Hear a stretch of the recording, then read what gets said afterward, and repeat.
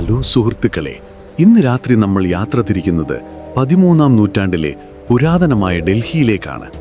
ഇന്നത്തെ തിരക്കേറിയ ന്യൂഡൽഹിയല്ല, മറിച്ച് വാളുകളുടെ മുരൾച്ചയും കുതിരക്കുളമ്പടികളും മാത്രം കേട്ടിരുന്ന, അധികാരത്തിനു വേണ്ടി സ്വന്തം ചോരയെപ്പോലും വിശ്വസിക്കാൻ പറ്റാത്ത അപകടം പതിയിരിക്കുന്ന പഴയ ഡൽഹി. ഇന്നത്തെ നമ്മുടെ കഥയിലെ നായിക ഒരു സാധാരണക്കാരിയല്ല. ഇന്ത്യയുടെ ചരിത്രത്തിൽ തന്നെ അത്ഭുതമായി മാറിയ ഡൽഹി സുൽത്താനേറ്റ് ഭരിച്ച ഒരേ ഒരു സ്ത്രീ, റസിയ സുൽത്താൻ. ചരിത്ര പുസ്തകങ്ങളിൽ വെറുമൊരു പേരായി ഒതുങ്ങിപ്പോയ അവരെക്കുറിച്ച് നമ്മൾ കേട്ടിട്ടുണ്ടാകും. പക്ഷേ ആണുങ്ങൾ മാത്രം അധികാരം കൈയടക്കി വെച്ചിരുന്ന, പെണ്ണുങ്ങൾ പർദ്ദയ്ക്കുള്ളിൽ മാത്രം ഒതുങ്ങിക്കൂടണം എന്ന് വാശി പിടിച്ചിരുന്ന ഒരു കാലത്ത് ആ നിയമങ്ങളെയെല്ലാം കാറ്റിൽ പറത്തി ആനപ്പുറത്തേറി വെല്ലുവിളിച്ച ആ ധീര വനിതയുടെ ജീവിതം ഒരു ഹോളിവുഡ് സിനിമയേക്കാൾ ത്രില്ലിംഗ് ആണ്. പ്രണയം, ചതി, യുദ്ധം, പിന്നെ ദാരുണമായ ഒരു അന്ത്യം, എല്ലാം ചേർന്ന ഒരു ജീവിതം. ഇതൊരു വെറും ചരിത്ര ക്ലാസ് അല്ല കേട്ടോ. ആരും പ്രതീക്ഷിക്കാത്ത ട്വിസ്റ്റുകളും ചോര മരവിപ്പിക്കുന്ന ഗൂഢാലോചനകളും ഒടുവിൽ നെഞ്ചിടിപ്പോടെ മാത്രം കേട്ടിരിക്കാൻ പറ്റുന്ന ക്ലൈമാക്സും ഒക്കെയുള്ള ഒരു യാത്രയാണിത്. ആ കഥയുടെ ചുരുളഴിയുമ്പോൾ നിങ്ങൾക്ക് മനസ്സിലാകും, റസിയ എന്ന പേര് വെറുമൊരു ഭരണാധികാരിയുടെ മാത്രമല്ല, മറിച്ച് തകർക്കാൻ പറ്റാത്ത ഇച്ഛാശക്തിയുടെ കൂടി പേരാണെന്ന്.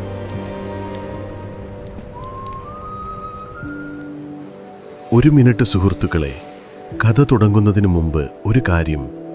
നിങ്ങൾ ഈ രാത്രി യാത്രകൾ ശരിക്കും ആസ്വദിക്കുന്നുണ്ടെങ്കിൽ വീഡിയോ ലൈക്ക് ചെയ്യാനും സ്ലംബർ സാഗ സബ്സ്ക്രൈബ് ചെയ്യാനും മറക്കരുത്. പിന്നെ നിങ്ങൾ എവിടെ നിന്നാണ് ഇത് കേൾക്കുന്നത്, ഇപ്പോൾ അവിടെ എത്ര സമയമായി എന്നതിനെക്കുറിച്ച് ഒരു കമൻ്റ് ഇടുക. കാരണം ആരൊക്കെ എവിടെ നിന്നൊക്കെയാണ് ഈ കഥ കേൾക്കുന്നതെന്ന് എനിക്ക് അറിയാൻ താല്പര്യമുണ്ട്.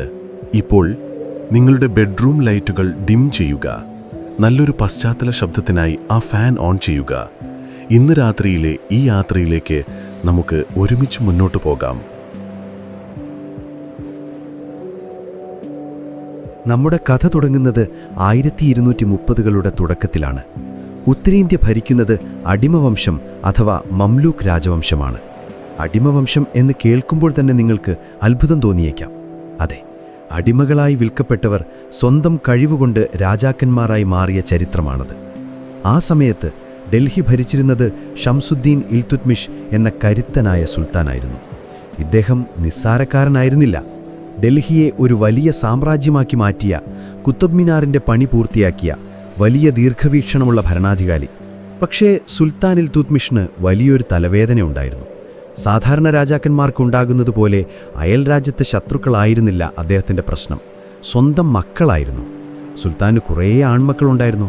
പക്ഷെ സങ്കടകരമെന്ന് പറയട്ടെ, അവരിൽ ഒരാൾക്ക് പോലും രാജ്യം ഭരിക്കാനുള്ള കഴിവോ അതിനുള്ള താൽപ്പര്യമോ ഉണ്ടായിരുന്നില്ല. സുൽത്താൻ രാവിലെ എഴുന്നേറ്റ് രാജ്യകാര്യങ്ങൾ നോക്കുമ്പോൾ മക്കൾ പലരും തലേന്നത്തെ മദ്യപാനത്തിൻ്റെ ഹാങ് ഓവറിലായിരിക്കും. യുദ്ധതന്ത്രങ്ങൾ പഠിക്കുന്നതിന് പകരം കൊട്ടാരത്തിലെ സുഖലോലുപതയിൽ മുങ്ങിത്താഴാനായിരുന്നു അവർക്ക് താൽപ്പര്യം. എൻ്റെ കാലശേഷം ഈ സാമ്രാജ്യം ഇവർ നശിപ്പിക്കുമല്ലോ എന്നോർത്ത് ഇൽതുത്മിഷ് പല രാത്രികളിലും ഉറക്കമില്ലാതെ തിരിഞ്ഞും മറിഞ്ഞും കിടന്നു. എന്നാൽ ആ കൊട്ടാരത്തിൽ അധികമാരും ശ്രദ്ധിക്കാത്ത, അല്ലെങ്കിൽ ശ്രദ്ധിക്കാൻ ആഗ്രഹിക്കാത്ത ഒരാളുണ്ടായിരുന്നു, സുൽത്താൻ്റെ മകൾ റസിയ.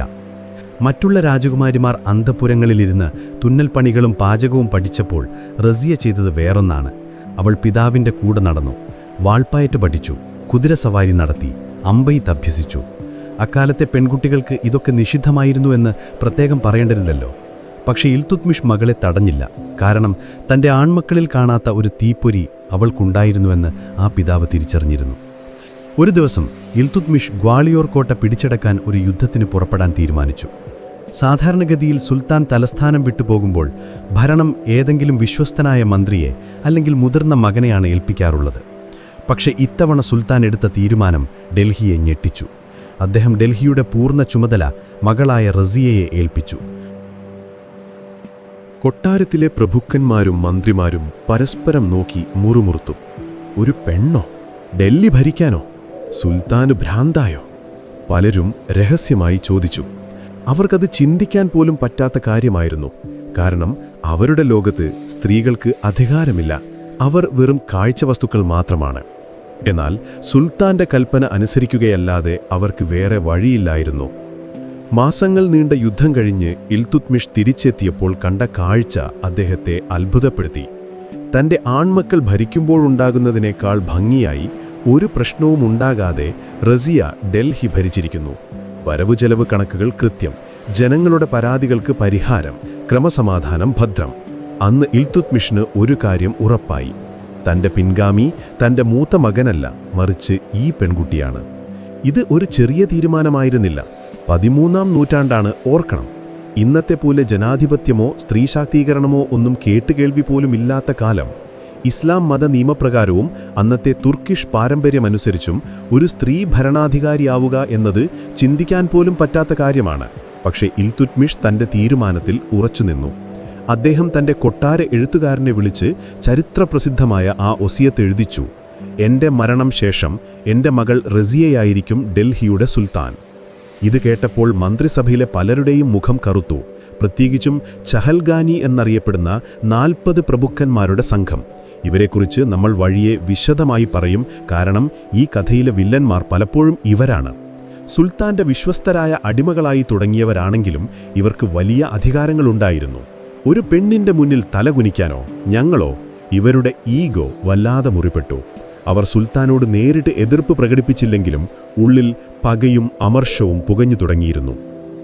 റസിയ ഇതൊന്നും കാര്യമാക്കിയില്ല. അവൾക്കറിയാമായിരുന്നു തന്റെ വഴി മുള്ളുകൾ നിറഞ്ഞതാണെന്ന്. പിതാവിന്റെ പിന്തുണ മാത്രമായിരുന്നു അവളുടെ ധൈര്യം. ഇൽതുത്മിഷ് വെറുതെ പ്രഖ്യാപനം നടത്തുക മാത്രമല്ല ചെയ്തത്, റസിയയുടെ പേര് കൊത്തിയ വെള്ളി നാണയങ്ങൾ കൂടി പുറത്തിറക്കി. ശരിക്കും ഇവൾ നാളെ നമ്മുടെ തലയിൽ കയറി ഭരിക്കുമോ എന്ന് നാട്ടുകാർ അവിശ്വസനീയതയോടെ നോക്കി നിന്നു. റസിയയുടെ ബാല്യകാലം വെറും ആയോധന കലയിൽ മാത്രം ഒതുങ്ങി നിന്നില്ല. മികച്ച വിദ്യാഭ്യാസവും അവൾക്ക് ലഭിച്ചിരുന്നു. ഖുർആൻ പാരായണം മുതൽ രാഷ്ട്രീയ തന്ത്രങ്ങൾ വരെ അവൾ ഹൃദിസ്ഥമാക്കിയിരുന്നു. അക്കാലത്തെ മറ്റു രാജകുമാരന്മാരെ പോലെ സുഖഭോഗങ്ങളിൽ മയങ്ങിക്കിടക്കാതെ അവളെപ്പോഴും കൊട്ടാരത്തിലെ ദർബാറുകളിൽ ശ്രദ്ധാലുവായിരുന്നു. മന്ത്രിമാർ ചർച്ച ചെയ്യുന്നത്, വിദേശ പ്രതിനിധികൾ സംസാരിക്കുന്നത്, അച്ഛൻ നീതി നടപ്പാക്കുന്നത്, ഇതെല്ലാം അവൾ നിരീക്ഷിച്ചു പഠിച്ചു. ആരും ശ്രദ്ധിക്കാതെ ഡൽഹിയുടെ സിംഹാസനത്തിനു വേണ്ടിയുള്ള യഥാർത്ഥ പരിശീലനമാണ് അവൾ നേടുകയായിരുന്നു. ഇവിടെ രസകരമായൊരു കാര്യമുണ്ട്. റസിയയുടെ സഹോദരന്മാർക്കില്ലാത്ത, എന്നാൽ റസിയയ്ക്കുണ്ടായിരുന്ന ഏറ്റവും വലിയ ഗുണം എന്താണെന്നോ? ജനങ്ങളുമായുള്ള ബന്ധം. സഹോദരന്മാർ അന്തഃപുരങ്ങളിലും മദ്യശാലകളിലും സമയം കളഞ്ഞപ്പോൾ റസിയ സാധാരണ ജനങ്ങളുടെ പ്രശ്നങ്ങൾ അറിയാൻ ശ്രമിച്ചിരുന്നു. ഇത് പിന്നീട് അവളുടെ ഏറ്റവും വലിയ ആയുധമായി മാറും. അത് നമുക്ക് വഴിയേ കാണാം. എന്നാൽ വിധിയുടെ വിളയാട്ടം പോലെ 1236-ൽ ഇൽതുത്മിഷ് രോഗബാധിതനായി കിടപ്പിലായി. മരണമടുത്തെന്ന് അദ്ദേഹത്തിന് മനസ്സിലായി. ആ കിടക്കയിൽ വെച്ചും അദ്ദേഹം പ്രഭുക്കന്മാരോട് പറഞ്ഞു: എന്റെ മക്കളിൽ റസിയെപ്പോലെ യോഗ്യരായി ആരുമില്ല. അവൾ നിങ്ങളെ നന്നായി ഭരിക്കും. പക്ഷേ സുൽത്താന്റെ കണ്ണുകൾ അടഞ്ഞതും കാര്യങ്ങൾ തലകീഴായി മറിഞ്ഞു. ആരും പ്രതീക്ഷിക്കാത്ത, എന്നാൽ എല്ലാവരും ഭയപ്പെട്ടിരുന്ന ആ നിമിഷം വന്നെത്തി. സുൽത്താൻ മരിച്ചു. ഡൽഹി നിശബ്ദമായി. പക്ഷേ ആ നിശബ്ദത ഒരു വലിയ കൊടുങ്കാറ്റിന് മുൻപുള്ള ശാന്തത മാത്രമായിരുന്നു. ഇൽതുത്മിഷിന്റെ ആഗ്രഹം നടപ്പിലാക്കാൻ പ്രഭുക്കന്മാർ തയ്യാറായിരുന്നില്ല. ഒരു സ്ത്രീയെ സുൽത്താനായി വാഴിക്കാൻ അവർക്കൊട്ടും മനസ്സു വന്നില്ല. പെണ്ണുങ്ങൾ വീടിനുള്ളിൽ ഇരിക്കേണ്ടവരാണ്, സിംഹാസനത്തിലല്ല എന്ന പഴഞ്ചൻ ചിന്താഗതി അവർക്ക് മാറ്റാൻ പറ്റില്ലായിരുന്നു. അതുകൊണ്ട് സുൽത്താന്റെ ഒസിയത്ത് അവർ അപ്പാടെ തള്ളിക്കളഞ്ഞു. പകരം ഇൽതുത്മിഷിന്റെ മകനായ റുക്നുദ്ദീൻ ഫിരൂസിനെ അവർ രാജാവായി പ്രഖ്യാപിച്ചു. ഇവിടെയാണ് കഥയുടെ ഗതി മാറുന്നത്. റുക്നുദ്ദീൻ ഒരു കൊടും മടിയനും സുഖലോലുപനുമായിരുന്നു എന്ന് നമ്മൾ നേരത്തെ പറഞ്ഞല്ലോ. അവനെ രാജാവാക്കിയത് പ്രഭുക്കന്മാർക്ക് സൗകര്യമായിരുന്നു. കാരണം കഴിവുകെട്ട രാജാവാകുമ്പോൾ യഥാർത്ഥ ഭരണം പ്രഭുക്കന്മാർക്ക് കൈക്കലാക്കാമല്ലോ. പക്ഷേ അവർ കണക്കുകൂട്ടിയതിലും വലിയൊരു ദുരന്തമായിരുന്നു വരാനിരുന്നത്. റുക്നുദ്ദീന്റെ കൂടെ അധികാരം നിയന്ത്രിക്കാൻ അയാളുടെ അമ്മയും ഉണ്ടായിരുന്നു, ഷാ തുർക്കാൻ. ക്രൂരതയുടെ പര്യായമായ ഒരു സ്ത്രീ. റസിയ എല്ലാം കണ്ട് നിശബ്ദയായി നിന്നു. തനിക്ക് അവകാശപ്പെട്ട സിംഹാസനം കൺമുന്നിൽ വെച്ച് തട്ടിയെടുക്കുന്നത് അവൾ കണ്ടു. പക്ഷെ അവൾ തളർന്നില്ല. അവൾ കാത്തിരുന്നു. കാരണം അവൾക്ക് നന്നായി അറിയാമായിരുന്നു തന്റെ സഹോദരൻ അധികകാലം പിടിച്ചു നിൽക്കില്ലെന്ന്. ഡൽഹിയിലെ ജനങ്ങൾ സത്യം തിരിച്ചറിയുന്ന ഒരു ദിവസത്തിനായി അവൾ ക്ഷമയോടെ കാത്തിരുന്നു. അന്ന് ആരും കരുതിയിട്ടുണ്ടാവില്ല ഈ പെൺകുട്ടി ചരിത്രം തിരുത്തിക്കുറിക്കാൻ പോകുകയാണെന്ന്.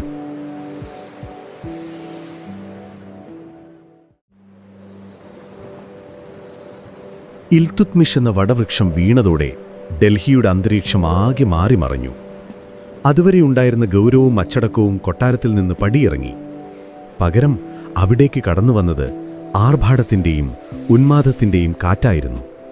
നമ്മൾ നേരത്തെ പരിചയപ്പെട്ട ആ സുഖലോലുപനായ രാജകുമാരൻ റുക്നുദ്ദീൻ ഫിറൂസ് സിംഹാസനത്തിൽ ഇരുന്നതോടെ കാര്യങ്ങൾ കൈവിട്ടുപോയി. സാധാരണ ഒരു രാജാവ് സ്ഥാനമേറ്റാൽ ആദ്യം ചെയ്യുന്നത് അതിർത്തിയിലെ സുരക്ഷ ഉറപ്പാക്കലോ മന്ത്രിമാരെ വിളിച്ച് രാജ്യത്തെ പ്രശ്നങ്ങൾ ചർച്ച ചെയ്യലോ ഒക്കെയാണ്. എന്നാൽ നമ്മുടെ പുതിയ സുൽത്താൻ റുക്നുദ്ദീൻ ചെയ്തതെന്താണെന്നോ?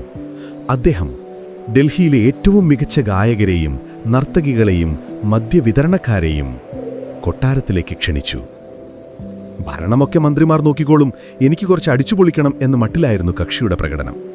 കൊട്ടാരത്തിലെ ദർബാർ ഹാളുകൾ, നീതി നടപ്പാക്കേണ്ട സ്ഥലങ്ങൾ പാതിരാത്രി വരെ നീളുന്ന സംഗീത സദസ്സുകളായി മാറി. അവിടെ മദ്യം വെള്ളം പോലെ ഒഴുകി. രാജാവിനെ കാണാൻ വരുന്ന മന്ത്രിമാർക്ക് പലപ്പോഴും മദ്യലഹരിയിൽ ആടിയുലിയുന്ന സുൽത്താനെയാണ് കാണാൻ കഴിഞ്ഞിരുന്നത്. ഖജനാവിലെ പണം എങ്ങനെയെങ്കിലും തീർക്കണം എന്ന വാശിയിലായിരുന്നു റുക്നുദ്ദീൻ. അദ്ദേഹം ആനപ്പുറത്ത് കയറി നഗരത്തിലൂടെ സഞ്ചരിക്കുമ്പോൾ സ്വർണ്ണ നാണയങ്ങൾ വാരി വിതറുമായിരുന്നു. ജനങ്ങളത് പെറുക്കിയെടുക്കാൻ തിക്കിത്തിരക്കുമ്പോൾ കിട്ടുന്ന ഒരു രസമുണ്ടല്ലോ, അതായിരുന്നു റുക്നുദ്ദീൻ്റെ വിനോദം. ഇങ്ങനെ ഒരു ഉദാരമനസ്കനായ രാജാവ് എന്ന് ചിലരൊക്കെ സ്തുതി പാടിയെങ്കിലും ബുദ്ധിയുള്ളവർക്ക് മനസ്സിലായി രാജ്യം മുങ്ങാൻ പോവുകയാണെന്ന്. പക്ഷേ യഥാർത്ഥ അപകടം റുക്നുദ്ദീനായിരുന്നില്ല. അയാൾ വെറുമൊരു മുഖമൂടി മാത്രമായിരുന്നു. അതിൻ്റെ പിന്നിൽ ചരടുകൾ വലിച്ചിരുന്നത് അയാളുടെ അമ്മ ഷാ തുർഖാനായിരുന്നു. ചരിത്രത്തിലെ തന്നെ ഏറ്റവും ക്രൂരയായ സ്ത്രീകളിൽ ഒരാളായിട്ടാണ് ഷാ തുർഖാനെ പലരും വിശേഷിപ്പിക്കുന്നത്. ഇവർ ഒരു സാധാരണ രാജകുടുംബത്തിൽ ജനിച്ച സ്ത്രീയല്ലായിരുന്നു. ഇൽതുത്മിഷിൻ്റെ കൊട്ടാരത്തിലെ ഒരു തുർക്കിഷ് അടിമസ്ത്രീയായിരുന്നു അവർ. പണ്ട് സുൽത്താൻ്റെ മറ്റു ഭാര്യമാരിൽ നിന്നും ഉന്നതകുല ജാതരായ സ്ത്രീകളിൽ നിന്നും ഇവർക്ക് ഒരുപാട് അവഗണനകളും അപമാനങ്ങളും നേരിടേണ്ടി വന്നിട്ടുണ്ട്. അന്നുള്ളിലൊതുക്കിയ പകയും വിദ്വേഷവും തീർക്കാൻ അവർക്ക് കിട്ടിയ സുവർണ അവസരമായിരുന്നു മകൻ്റെ അധികാരം. മകൻ മദ്യക്കുപ്പികളുടെ ഇടയിൽ ബോധം കെട്ടുറങ്ങുമ്പോൾ ഷാ തുർഖാൻ രാജകീയ മുദ്ര കൈക്കലാക്കി ഭരണം തുടങ്ങി. അതൊരു ഭീകരവാഴ്ചയുടെ തുടക്കമായിരുന്നു. പഴയ കണക്കുകൾ തീർക്കുക എന്നതായിരുന്നു അവരുടെ പ്രധാന അജണ്ട. തന്നെ പണ്ട് കളിയാക്കിയവരെയും തനിക്ക് മുകളിലാണെന്ന് അഹങ്കരിച്ചവരെയും അവർ വേട്ടയാടാൻ തുടങ്ങി. ഇൽതുത്മിഷിൻ്റെ മറ്റു ഭാര്യമാരെയും മക്കളെയും അവർ തടവറയിലാക്കി. പലർക്കും വിഷം നൽകി കൊലപ്പെടുത്തി. കൊട്ടാരത്തിൻ്റെ ഇടനാഴികളിൽ ഭയം തളം കെട്ടിനിന്നു. ആർക്കാണ് എപ്പോഴാണ് ഷാ തുർഖാൻ്റെ കോപമേൽക്കേണ്ടി വരിക എന്ന് ആർക്കും നിശ്ചയമില്ലായിരുന്നു. സുൽത്താൻ്റെ ഇളയമകൻ കുത്തബുദ്ദീൻ എന്നൊരു കൊച്ചുകുട്ടിയുണ്ടായിരുന്നു. അവനെപ്പോലും ഷാ തുർഖാൻ വെറുതെ കിട്ടില്ല.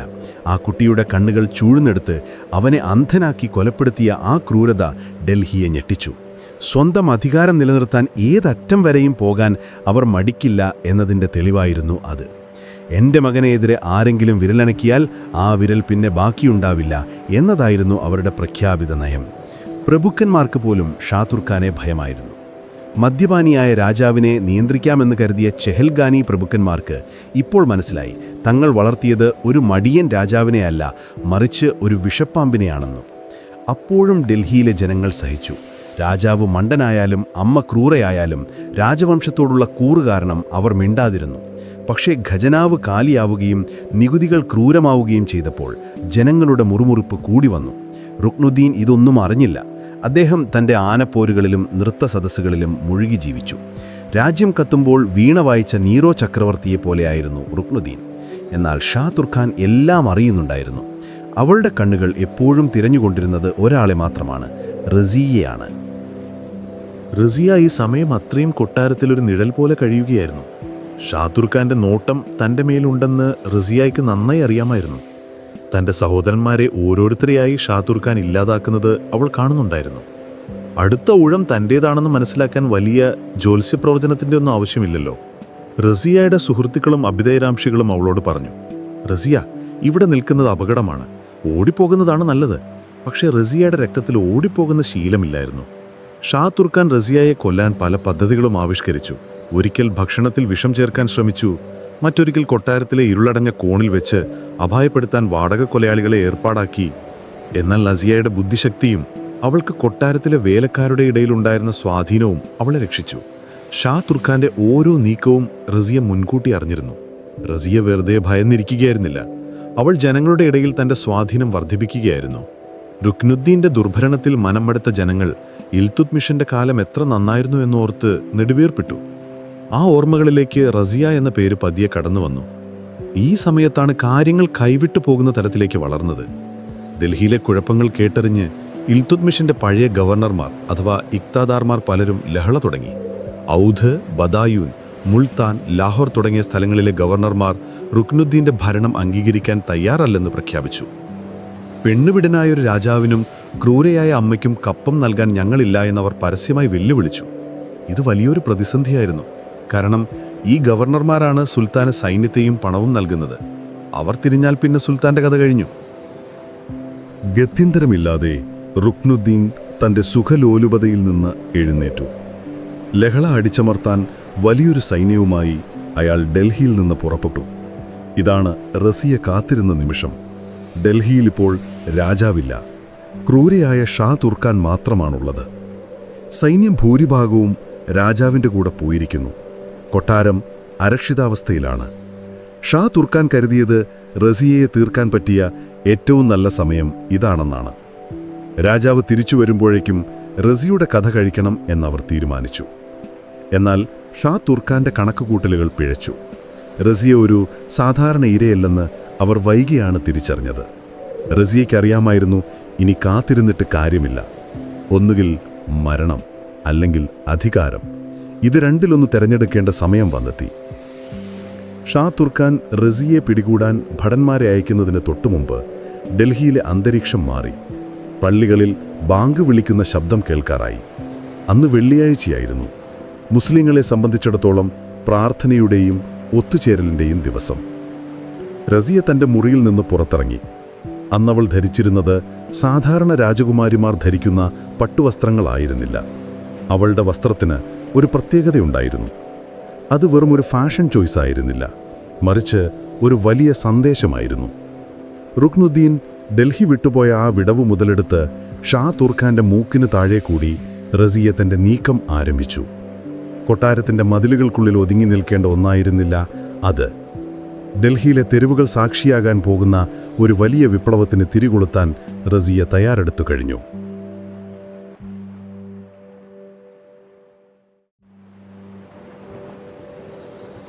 ആ വെള്ളിയാഴ്ച ഡൽഹിയിലെ ചരിത്രത്തിൽ തങ്കലിപികളിൽ എഴുതപ്പെട്ട ദിവസമാണ്.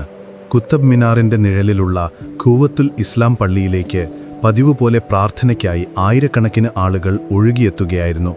ഉച്ചച്ചൂടിൽ പൊടിപടലങ്ങൾ നിറഞ്ഞ അന്തരീക്ഷം.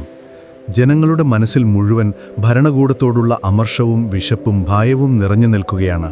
പ്രാർത്ഥന കഴിഞ്ഞ് ആളുകൾ പിരിഞ്ഞുപോകാൻ തുടങ്ങിയപ്പോഴാണ് അവിശ്വസനീയമായ ആ കാഴ്ച അവർ കണ്ടത്. പള്ളിയുടെ ഉയർന്ന ടെറസിന് മുകളിൽ ഒരാൾ നിൽക്കുന്നു. അത് മറ്റാരുമായിരുന്നില്ല, ഇൽതുത്മിഷിന്റെ മകൾ റസിയ. എന്നാൽ ജനങ്ങളെ ശരിക്കും ഞെട്ടിച്ചത് റസിയ അവിടെ പ്രത്യക്ഷപ്പെട്ടു എന്നതല്ല, മറിച്ച് അവൾ ധരിച്ചിരുന്ന വസ്ത്രത്തിന്റെ നിറമാണ്. തല മുതൽ പാദം വരെ മൂടുന്ന ചോരയുടെ നിറമുള്ള കടും ചുവപ്പ് വസ്ത്രം. അന്നത്തെ കാലത്ത് ആ നിറത്തിന് വലിയൊരർത്ഥമുണ്ടായിരുന്നു. ഫാഷനു വേണ്ടിയോ ഭംഗിക്കു വേണ്ടിയോ ധരിക്കുന്ന നിറമായിരുന്നില്ല അത്. സുൽത്താൻ ഇൽതുത്മിഷിന്റെ ഭരണകാലത്ത് നടപ്പിലാക്കിയ ഒരു നിയമപ്രകാരം നീതി നിഷേധിക്കപ്പെട്ടവർ അല്ലെങ്കിൽ നീതിക്കായി കേഴുന്നവർ മാത്രമാണ് ചുവന്ന വസ്ത്രം ധരിക്കാറുള്ളത്. ആ വസ്ത്രം കണ്ട മാത്രയിൽ തന്നെ അവിടെ കൂടി നിന്ന ആയിരക്കണക്കിന് ജനങ്ങൾക്ക് കാര്യം പിടികിട്ടി. തങ്ങളുടെ പ്രിയപ്പെട്ട രാജകുമാരി നീതി തേടിയാണ് വന്നിരിക്കുന്നത്. റസിയ അവിടെ കൂടിയിരുന്ന ജനസാഗരത്തെ നോക്കി കൈയുയർത്തി. അവളുടെ ശബ്ദത്തിൽ ഭയമുണ്ടായിരുന്നില്ല, മറിച്ച് ഒരു സിംഹിയെപ്പോലെയുള്ള ഗാംഭീര്യമാണുണ്ടായിരുന്നത്. ഡൽഹിയിലെ ജനങ്ങളെ അവൾ വിളിച്ചു പറഞ്ഞു, എൻ്റെ പിതാവ് നിങ്ങൾക്ക് നൽകിയ വാഗ്ദാനങ്ങൾ ഓർമ്മയുണ്ടോ? സമാധാനവും നീതിയും നിറഞ്ഞ ഒരു ഭരണം. എന്നാൽ ഇന്നെന്താണ് സംഭവിക്കുന്നത്? എൻ്റെ സഹോദരൻ കൊട്ടാരത്തിൽ മദ്യപിച്ച് കൂത്താടുമ്പോൾ അയാളുടെ അമ്മ എൻ്റെ സഹോദരങ്ങളെ കൊന്നൊടുക്കുകയാണ്. നികുതി ഭാരം കൊണ്ട് നിങ്ങളുടെ നടു ഒടിയുന്നു. നാളെ നിങ്ങളുടെ വീടുകളിലും ഇതേ ദുരന്തം സംഭവിക്കാം. ജനക്കൂട്ടം അത് കേട്ട് ഇളകിമറിഞ്ഞു. അവരുടെ ഉള്ളിൽ പുകഞ്ഞുകൊണ്ടിരുന്ന പ്രതിഷേധത്തിന് തീ പിടിച്ചു. റസിയ അവിടെ വെച്ച് ചരിത്രപരമായ ഒരു ഉടമ്പടി കൂടി മുന്നോട്ട് വച്ചു. ഇതൊരുപക്ഷെ ലോക ചരിത്രത്തിൽ തന്നെ അപൂർവമായിരിക്കും. അവൾ പറഞ്ഞു, എനിക്കൊരവസരം തരൂ, ഞാൻ ഈ അരാജകത്വം അവസാനിപ്പിക്കാം. ഞാൻ ഭരിച്ചു കഴിഞ്ഞ് എൻ്റെ ഭരണം എൻ്റെ പിതാവിൻ്റേതിനേക്കാൾ മോശമാണെന്ന് നിങ്ങൾക്ക് തോന്നിയാൽ അന്ന് നിങ്ങൾക്ക് എൻ്റെ തല വെട്ടാം. എനിക്കതിൽ പരാതിയുണ്ടാവില്ല.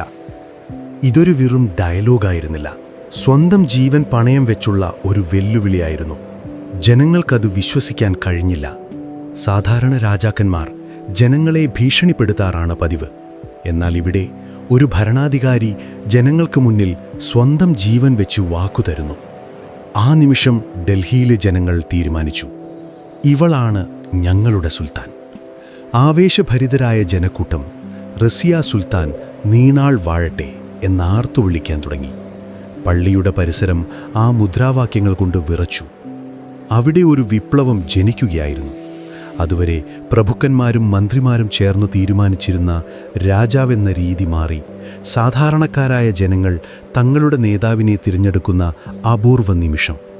റസിയയ്ക്ക് സൈന്യത്തിൻ്റെയോ വലിയ പ്രഭുക്കന്മാരുടെയോ പിന്തുണയുണ്ടായിരുന്നില്ല.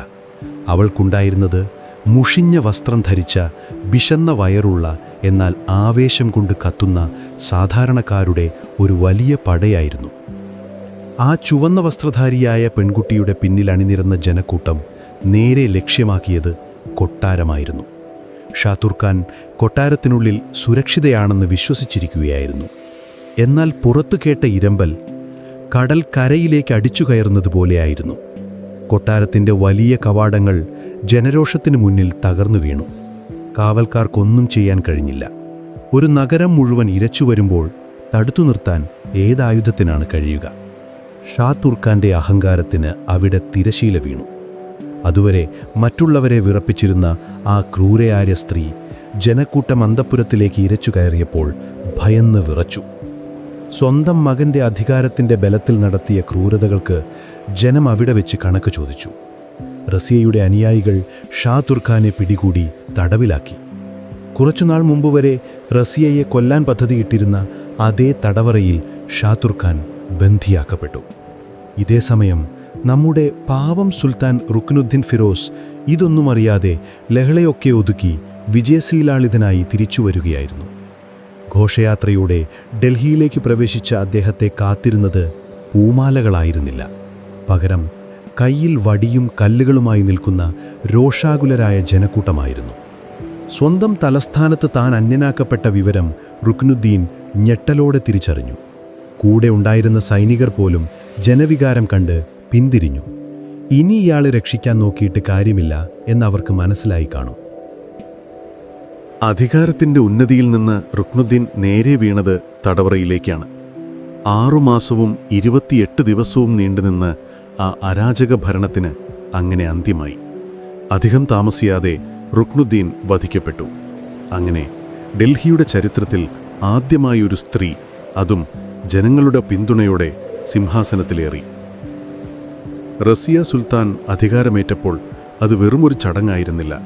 അത് നൂറ്റാണ്ടുകളായി നിലനിന്ന വിശ്വാസ പ്രമാണങ്ങളുടെ ലംഘനമായിരുന്നു.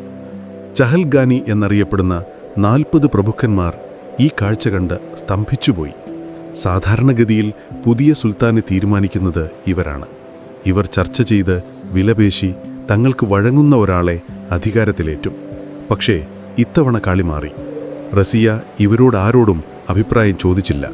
അവൾ നേരിട്ട് ജനങ്ങളിലേക്ക് ഇറങ്ങിച്ചെന്നു അധികാരം പിടിച്ചെടുത്തു. ഞങ്ങളെ നോക്കുകുത്തിയോക്കി ഇവൾ രാജാവായി അല്ലേ എന്ന ചിന്ത പ്രഭുക്കന്മാരുടെ ഉള്ളിൽ കനൽ പോലെ എരിഞ്ഞു. റസിയ സിംഹാസനത്തിലിരുന്നത് ഭംഗിയുള്ളൊരു കാഴ്ചയായിരുന്നെങ്കിലും അതൊരു മുൾക്കിരീടമാണെന്ന് അവൾക്കറിയാമായിരുന്നു. അധികാരം കിട്ടിയ ഉടനെ അവൾ ചെയ്തത് ക്രമസമാധാനം തിരിച്ചുപിടിക്കലാണ്. കൊട്ടാരം വൃത്തിയാക്കി ഭരണകൂടം ഉടച്ചു വാർത്തു. പക്ഷേ പ്രഭുക്കന്മാർ അവളെ അംഗീകരിക്കാൻ തയ്യാറായിരുന്നില്ല. വസീർ നിസാമുൽ മുൽക്ക് ജുനൈദി എന്ന പ്രധാനമന്ത്രി പോലും റസിയയ്ക്കെതിരെ തിരിഞ്ഞു. പെണ്ണിൻ്റെ ബുദ്ധി അപൂർണമാണ് എന്നായിരുന്നു അവരുടെ വാദം.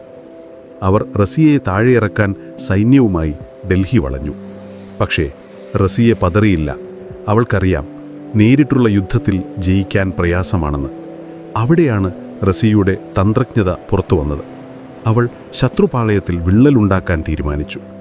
രാത്രിയുടെ മറവിൽ അവൾ ശത്രുപക്ഷത്തെ ചില പ്രഭുക്കന്മാർക്ക് രഹസ്യ സന്ദേശങ്ങൾ അയച്ചു. മറ്റുള്ളവർ നിങ്ങളെ ചതിക്കാൻ പോകുകയാണ്, എന്നോട് ചേർന്നാൽ നിങ്ങൾക്ക് വലിയ സ്ഥാനങ്ങൾ തരാമെന്ന് അവൾ അവരെ ധരിപ്പിച്ചു. ഇത് ഫലിച്ചു. പ്രഭുക്കന്മാർ പരസ്പരം സംശയിക്കാൻ തുടങ്ങി. ഒടുവിൽ സഖ്യം തകർന്നു. പലരും റസിയയുടെ പക്ഷത്തേക്ക് കൂറുമാറി. ബാക്കിയുള്ളവർ ജീവനും കൊണ്ട് ഓടി. ആദ്യത്തെ വെല്ലുവിളി റസിയ അതിസമർത്ഥമായി അതിജീവിച്ചു. വാളെടുക്കാതെ തന്നെ ബുദ്ധി കൊണ്ട് അവൾ വലിയൊരു യുദ്ധം ജയിച്ചു. സിംഹാസനത്തിലിരുന്നു കൊണ്ട് അവൾ പുഞ്ചിരിച്ചു കാണും. കാരണം തന്നെ പെണ്ണെന്ന് വിളിച്ച് പരിഹസിച്ചവർക്കുള്ള ആദ്യത്തെ മറുപടി അതായിരുന്നു. പക്ഷേ ഇത് വെറുമൊരു തുടക്കം മാത്രമായിരുന്നു. പ്രഭുക്കന്മാർ പിൻവാങ്ങിയെങ്കിലും അവർ പക ഉള്ളിൽ സൂക്ഷിച്ചു. റസിയയുടെ ഓരോ നീക്കവും അവർ കഴുകൻ കണ്ണുകളോടെ നിരീക്ഷിച്ചുകൊണ്ടിരുന്നു.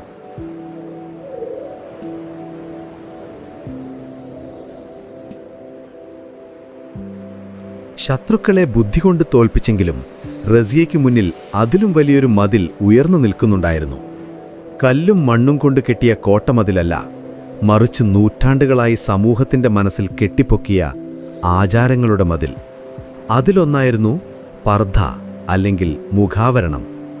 അക്കാലത്ത് രാജകുടുംബത്തിലെ സ്ത്രീകൾ അന്യപുരുഷന്മാരുടെ മുന്നിൽ മുഖം കാണിക്കാൻ പാടില്ല എന്നത് കർശനമായ നിയമമായിരുന്നു.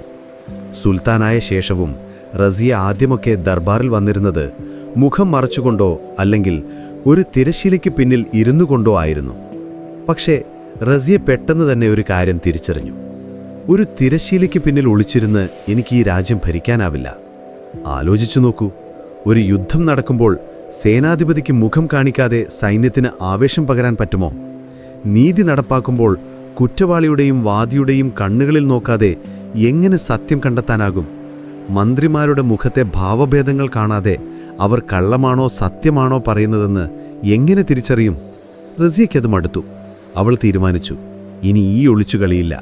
അങ്ങനെ ഒരു ദിവസം കൊട്ടാരത്തിലെ ദർബാർ ഹാൾ പതിവ് പോലെ തിങ്ങി നിറഞ്ഞിരിക്കുകയാണ്. മന്ത്രിമാരും മതപണ്ഡിതന്മാരും സൈനിക മേധാവികളും സുൽത്താനെ കാത്തുനിൽക്കുന്നു. പെട്ടെന്ന് വാതിലുകൾ തുറന്നു. എല്ലാവരും പ്രതീക്ഷിച്ചത് പർദ്ദ ധരിച്ച മുഖം മറച്ച സുൽത്താനെയാണ്. എന്നാൽ അങ്ങോട്ട് കടന്നുവന്ന രൂപം കണ്ട് ദർബാർ ഹാൾ മുഴുവൻ ശ്വാസമടക്കിപ്പിടിച്ചു. അവിടെ നിന്നത് ഒരു സ്ത്രീയായിരുന്നില്ല, മറിച്ച് കരുത്തനായ ഒരു രാജാവായിരുന്നു. റസിയ അന്ന് ധരിച്ചിരുന്നത് സ്ത്രീകളുടെ പട്ടുവസ്ത്രങ്ങളായിരുന്നില്ല. പുരുഷന്മാരായ ഭരണാധികാരികൾ ധരിക്കുന്ന ഖബ എന്ന നീളൻ കുപ്പായവും തലയിൽ കുല എന്ന രാജകീയ തൊപ്പിയും ധരിച്ചാണ് അവൾ എത്തിയത്. മുഖാവരണം പാടെ ഉപേക്ഷിച്ചിരുന്നു. ഇത് കണ്ടതും യാഥാസ്ഥിതികരായ പ്രഭുക്കന്മാരുടെയും മതനേതാക്കന്മാരുടെയും കണ്ണ് തള്ളിപ്പോയി. അല്ലാഹുവേ, ഇതെന്തു വേഷം? ഒരു പെണ്ണിങ്ങനെ ആണുങ്ങളെപ്പോലെ വസ്ത്രം ധരിച്ച് മുഖം കാണിച്ചു നടക്കുകയോ? അവർക്കത് സഹിക്കാവുന്നതിലും അപ്പുറമായിരുന്നു. അവരുടെ കണ്ണിൽ അത് വലിയൊരു പാപമായിരുന്നു. പക്ഷേ റസിയുടെ മുഖത്ത് നോക്കി അത് പറയാൻ ആർക്കും ധൈര്യം വന്നില്ല. കാരണം അവളുടെ അരയിൽ വാൾ തൂങ്ങിക്കിടപ്പുണ്ടായിരുന്നു. അവളുടെ കണ്ണുകളിൽ തീക്ഷ്ണമായ അധികാരഭാവവും. അവൾ നേരെ ചെന്ന് സിംഹാസനത്തിലിരുന്നു. എന്നിട്ട് ചുറ്റും കൂടി നിന്നവരെ നോക്കി ഒന്ന് പുഞ്ചിരിച്ചു. ആ പുഞ്ചിരിയിൽ ഒരു വെല്ലുവിളി ഉണ്ടായിരുന്നു. എന്നെ പെണ്ണായി കാണണോ അതോ സുൽത്താനായി കാണണോ എന്ന് നിങ്ങൾക്ക് തീരുമാനിക്കാം. പക്ഷേ ഞാൻ ഭരിക്കുന്നത് സുൽത്താനായിട്ടായിരിക്കും. റസിയയുടെ ഈ മാറ്റം വെറുമൊരു വസ്ത്രധാരണത്തിൽ ഒതുങ്ങി നിന്നില്ല. അവൾ തൻ്റെ ശരീരഭാഷ തന്നെ മാറ്റി. അതുവരെ കണ്ടിരുന്ന നാണം കുണുങ്ങിയായ രാജകുമാരിയെ അവൾ കൊട്ടാരത്തിലെ ഏതോ മുറിയിൽ ഉപേക്ഷിച്ചു. ദർബാറിൽ അവൾ സംസാരിച്ചത് ഉറച്ച ശബ്ദത്തിലായിരുന്നു. മന്ത്രിമാരോട് അവൾ തർക്കിച്ചു. തെറ്റുകൾ കണ്ടപ്പോൾ തിരുത്തി, ആവശ്യമുള്ളപ്പോൾ ശാസിച്ചു. പെണ്ണുങ്ങൾക്കിതൊന്നും മനസ്സിലാവില്ല എന്ന് വിചാരിച്ചിരുന്ന മന്ത്രിമാർക്ക് മുന്നിൽ അവൾ രാഷ്ട്രീയ തന്ത്രങ്ങൾ ചർച്ച ചെയ്തു. അയൽ രാജ്യങ്ങളിൽ നിന്നുള്ള ദൂതന്മാർ വരുമ്പോൾ അവൾ അവരെ നേരിട്ട് സ്വീകരിച്ചു. അവർക്കും അത് അത്ഭുതമായിരുന്നു. ഇന്ത്യയിൽ ഒരു സ്ത്രീ ഇങ്ങനെ മുഖം മറയ്ക്കാതെ സിംഹാസനത്തിലിരുന്ന് ഭരിക്കുന്നു എന്നത് അവർക്ക് പുതിയ ഒരു അറിവായിരുന്നു. പക്ഷേ കൊട്ടാരത്തിലെ മുതിർന്ന പ്രഭുക്കന്മാർക്ക് ഈ മാറ്റം ഒട്ടും ദഹിച്ചില്ല. അവർ രഹസ്യമായി കൂടിക്കാഴ്ചകൾ നടത്തി. ഇവൾ അതിരുകടക്കുകയാണ്. ഇന്ന് പർദ്ദ ഉപേക്ഷിച്ചു, നാളെ ഇവൾ നമ്മുടെ തലയിൽ കയറിയിരുന്ന് വേറെ എന്തൊക്കെ ചെയ്യും? അവരുടെ ഈഗോ വല്ലാതെ മുറിപ്പെട്ടു. ഒരു പെണ്ണിൻ്റെ മുന്നിൽ തലകുനിക്കുന്നത് തന്നെ നാണക്കേട്. പോരാത്തതിന് അവൾ ആണുങ്ങളുടെ വേഷം കെട്ടി ഭരിക്കുന്നു. ഇത് അവരുടെ ആണത്വത്തിന് നേരെയുള്ള കൊഞ്ഞനം കുത്തലായി അവർ കണ്ടു. എന്നാൽ റസിയ ഇതൊന്നും വകവെച്ചില്ല. അവൾക്ക് ജനങ്ങളുടെ പിന്തുണയുണ്ടെന്ന് അവൾക്കറിയാമായിരുന്നു. ജനങ്ങൾക്ക് രാജാവ് ആണായാലും പെണ്ണായാലും പ്രശ്നമല്ല. വിശപ്പ് മാറണം, നീതി കിട്ടണം, അത്രയേ ഉള്ളൂ. കൊട്ടാരത്തിനുള്ളിലെ ഈ വിപ്ലവം റസിയെ പുറത്തേക്കും വ്യാപിപ്പിച്ചു. സാധാരണ സുൽത്താൻമാരെ പോലെ പല്ലക്കിൽ സഞ്ചരിക്കുന്ന രീതി അവൾ നിർത്തി. പകരം അവൾ വലിയൊരു ആനയുടെ പുറത്ത് അമ്പാരിയിൽ കയറി ഡൽഹി നഗരം ചുറ്റാൻ തുടങ്ങി. ആണുങ്ങളുടെ വേഷം ധരിച്ച് ആനപ്പുറത്തിരിക്കുന്ന റസിയെ കാണാൻ തെരുവുകളിൽ ജനം തടിച്ചുകൂടി. അവർക്ക് അത് വലിയൊരു അത്ഭുതമായിരുന്നു. നോക്കൂ, നമ്മുടെ സുൽത്താൻ! കുട്ടികളും സ്ത്രീകളും ആവേശത്തോടെ കൈവീശി. റസിയ അവരെ തിരിച്ച് അഭിവാദ്യം ചെയ്തു. ജനങ്ങളുടെ ഇടയിലുള്ള ഈ പ്രശസ്തിയാണ് റസിയയുടെ ഏറ്റവും വലിയ കവചമെന്നവൾക്ക് നന്നായി അറിയാമായിരുന്നു. പ്രഭുക്കന്മാർക്ക് അവളെ തൊടണമെങ്കിൽ ആദ്യം ഈ ജനസാഗരത്തെ മറികടക്കണം. ഭരണത്തിലും റസിയ തൻ്റെ കയ്യൊപ്പ് ചാർത്തി. വെറുതെ സിംഹാസനത്തിലിരിക്കുകയായിരുന്നില്ല അവൾ. ഡൽഹിയിൽ പലയിടത്തും അവൾ മദ്രസകൾ സ്ഥാപിച്ചു. അവിടെ മതപഠനം മാത്രമല്ല, ശാസ്ത്രവും സാഹിത്യവും പഠിപ്പിക്കണമെന്ന് അവൾക്ക് നിർബന്ധമുണ്ടായിരുന്നു. കിണറുകൾ കുഴിച്ചു, വഴികൾ നന്നാക്കി, ഗ്രന്ഥശാലകൾ തുറന്നു. കവികളെയും പണ്ഡിതന്മാരെയും അവൾ അകമഴിഞ്ഞു പ്രോത്സാഹിപ്പിച്ചു. ഇർതുത്മിഷിൻ്റെ കാലത്തുണ്ടായിരുന്ന പ്രതാപം ഡൽഹിക്ക് തിരിച്ചു കിട്ടാൻ തുടങ്ങി. ഇതിനിടയിൽ റസിയ മറ്റൊരു വിപ്ലവകരമായ കാര്യം കൂടി ചെയ്തു. സ്വന്തം പേരിൽ നാണയങ്ങൾ അച്ചടിച്ചു.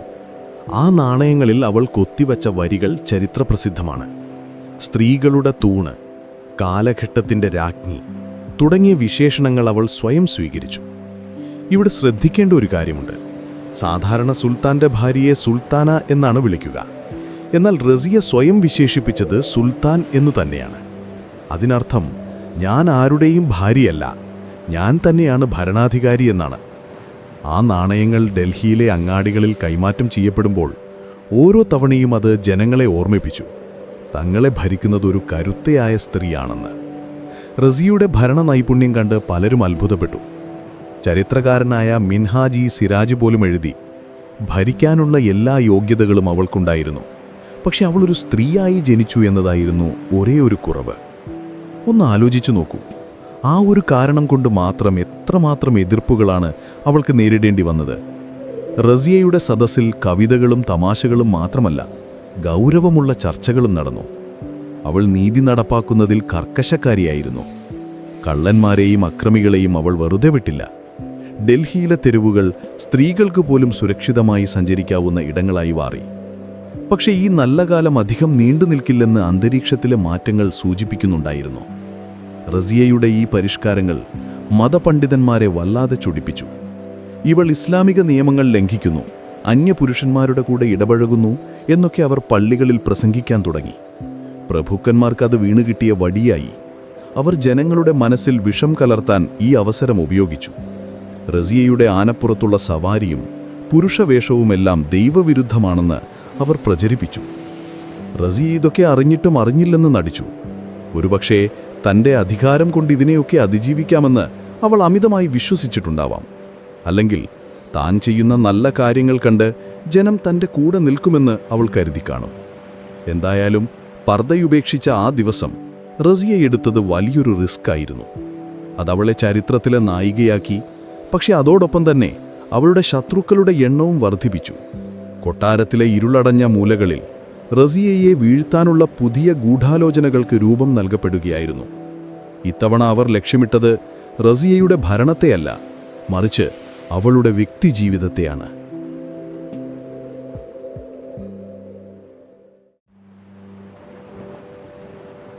ഡൽഹിയിലെ തെരുവുകളിൽ റസിയ സുൽത്താൻ്റെ പേര് ജനങ്ങൾ ആവേശത്തോടെ വിളിച്ചു പറയുമ്പോൾ കൊട്ടാരത്തിൻ്റെ ഉള്ളറുകളിൽ തികച്ചും വ്യത്യസ്തമായ ഒരു അന്തരീക്ഷമായിരുന്നു നിലനിന്നിരുന്നത്. അവിടെ ആരും ജയ് വിളിക്കുന്നുണ്ടായിരുന്നില്ല. പകരം കനത്ത നിശബ്ദതയും അവിശ്വാസവും തളം കെട്ടി നിന്നു. നമ്മൾ നേരത്തെ സൂചിപ്പിച്ച ആ ചഹദ്ഗാനി അല്ലെങ്കിൽ തുർക്കാൻ-ഇ ചഹൽഗാനി എന്ന 40 പ്രഭുക്കന്മാരുടെ സംഘത്തെക്കുറിച്ച് ഇനി കുറിച്ച് വിശദമായി സംസാരിക്കാം. കാരണം റസിയയുടെ ജീവിതത്തിലെ ഏറ്റവും വലിയ വില്ലന്മാർ പുറത്തുമുന്നുള്ള ശത്രുക്കളായിരുന്നില്ല, മറിച്ച് സ്വന്തം കൂടാരത്തിനുള്ളിൽ തന്നെയുണ്ടായിരുന്ന ഈ ഉന്നതരായിരുന്നു. ആരാണ് ഈ 40 പേർ? ഇവർ വെറും മന്ത്രിമാരോ ഉദ്യോഗസ്ഥരോ ആയിരുന്നില്ല. ഇൽതുത്മിഷിൻ്റെ കാലത്ത് വിശ്വസ്തരായ അടിമകളായി കൊട്ടാരത്തിലെത്തിയവരാണിവർ. കഴിവുകൊണ്ടും കൂറുകൊണ്ടും പടിപടിയായി ഉയർന്ന് ഒടുവിൽ സുൽത്താനെ തൊട്ടു താഴെ വരെ എത്തിയ വമ്പന്മാർ.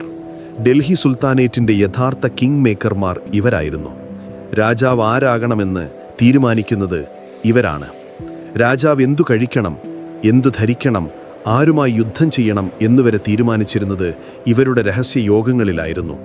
അവരുടെ വിചാരം സുൽത്താൻ എന്നത് തങ്ങൾ പറയുന്നിടത്ത് ഒപ്പിടാൻ മാത്രമുള്ള ഒരു പാവയാണെന്നാണ്. റസിയ അധികാരമേറ്റപ്പോൾ ഇവരാദ്യം കരുതിയത്, ഓഹ്, ഇതൊരു പെണ്ണല്ലേ, ഇവളെ നമുക്ക് എളുപ്പത്തിൽ കൈക്കുള്ളിലാക്കാം എന്നാണ്. ഭംഗിയുള്ള വസ്ത്രങ്ങൾ ധരിച്ച് അന്തഃപുരത്തിലിരിക്കാൻ അനുവദിക്കുക, ഭരണം നമ്മൾക്ക് നടത്താം എന്നതായിരുന്നു അവരുടെ പ്ലാൻ. പക്ഷേ റസിയ പർദ്ദ ഉപേക്ഷിച്ച് ആനപ്പുറത്ത് കയറി ഭരണകാര്യങ്ങളിൽ നേരിട്ട് ഇടപെടാൻ തുടങ്ങിയതോടെ അവരുടെ കണക്കുകൂട്ടലുകൾ പിഴച്ചു. തങ്ങൾ ഇത്രയും നാൾ അനുഭവിച്ചുകൊണ്ടിരുന്ന അധികാരത്തിന് മുകളിലേക്കാണ് അവൾ കൈവയ്ക്കുന്നത് എന്ന് അവർക്ക് മനസ്സിലായി. ദർബാറിലെ കാഴ്ചകൾ ഇപ്പോൾ വല്ലാതെ മാറിയിരുന്നു. റസിയ സിംഹാസനത്തിലിരുന്ന് ആജ്ഞകൾ പുറപ്പെടുവിപ്പിക്കുമ്പോൾ താഴെ നിൽക്കുന്ന ഈ പ്രഭുക്കന്മാരുടെ മുഖത്ത് പുച്ഛവും അസഹിഷ്ണുതയും കാണാമായിരുന്നു. ഒരു സ്ത്രീ തങ്ങളോട് ആജ്ഞാപിക്കുന്നത് അവരുടെ തുർക്കിഷ് പാരമ്പര്യത്തിനും അഭിമാനത്തിനും ചേരുന്നതല്ലെന്ന് അവർ വിശ്വസിച്ചു. നമ്മുടെ വാളുകൾക്ക് മൂർച്ചയില്ലേ? എന്തിനാണ് നമ്മൾ ഇവരുടെ മുന്നിൽ കുമ്പിടുന്നത് എന്നവർ പരസ്പരം ചോദിച്ചു. പക്ഷെ പരസ്യമായി എതിർക്കാൻ അവർക്ക് ഭയമായിരുന്നു. കാരണം റസിയയുടെ പിന്നിൽ ജനങ്ങളുടെ വലിയൊരു മതിലുണ്ട്. അതിനെ തകർക്കാതെ റസിയയെ തൊടാനാവില്ല. റസിയയ്ക്ക് ഈ പ്രഭുക്കന്മാരുടെ ഉള്ളിലിരിപ്പ് കൃത്യമായി അറിയാമായിരുന്നു. ഈ 40 പേരുടെ കുത്തക അവസാനിപ്പിക്കാതെ തനിക്ക് സ്വതന്ത്രമായി ഭരിക്കാനാവില്ലെന്ന് അവൾ തിരിച്ചറിഞ്ഞു. അതിനായി അവൾ ഒരു തന്ത്രം പ്രയോഗിച്ചു. അതുവരെ തുർക്കി വംശജർക്ക് മാത്രം നൽകിയിരുന്ന ഉന്നത സ്ഥാനങ്ങൾ അവൾ മറ്റു വിഭാഗക്കാർക്ക് നൽകാൻ തുടങ്ങി. പേർഷ്യക്കാരെയും ഇന്ത്യക്കാരെയും ആഫ്രിക്കൻ വംശജരായ അടിമകളെയും അവൾ കൊട്ടാരത്തിലെ പ്രധാന പോസ്റ്റുകളിൽ നിയമിച്ചു. ഇത് ചഹൽഗാനിയുടെ നെഞ്ചത്തേറ്റം വലിയൊരു പ്രഹരമായിരുന്നു. ഇത് നമ്മുടെ രാജ്യമല്ലേ, പുറത്തുനിന്നുള്ളവർക്ക് ഇവിടെ എന്താണ് കാര്യം എന്നവർ രോഷം കൊണ്ടു. അവരുടെ കുത്തക തകരുന്ന ശബ്ദം അവർക്ക് കേൾക്കാമായിരുന്നു. ഈ പ്രഭുക്കന്മാർക്ക് ഓരോരുത്തർക്കും ഡൽഹിക്ക് പുറത്ത് സ്വന്തമായി വലിയ ഭൂപ്രദേശങ്ങളുണ്ട്. അതിനെ ഇക്ത എന്നാണ് പറയുക. അവിടെ അവർ ചെറിയ രാജാക്കന്മാരെ പോലെയാണ് ജീവിക്കുന്നത്. സ്വന്തമായി സൈന്യമുണ്ട്, നികുതി പിരിക്കാനുള്ള അധികാരമുണ്ട്. റസിയ ഈ സംവിധാനത്തിലും കൈകടത്തി. ഗവർണർമാർ പിരിച്ചുന്ന നികുതിയുടെ കൃത്യമായ കണക്ക് കൊട്ടാരത്തിലേൽപ്പിക്കണമെന്ന് അവൾ ഉത്തരവിട്ടു. അതുവരെ തോന്നിയ പോലെ കണക്ക് കാണിച്ചിരുന്ന പ്രഭുക്കന്മാർക്ക് അത് വലിയ തിരിച്ചടിയായി. അവരുടെ വരുമാനം കുറഞ്ഞു, സ്വാതന്ത്ര്യം നഷ്ടപ്പെട്ടു.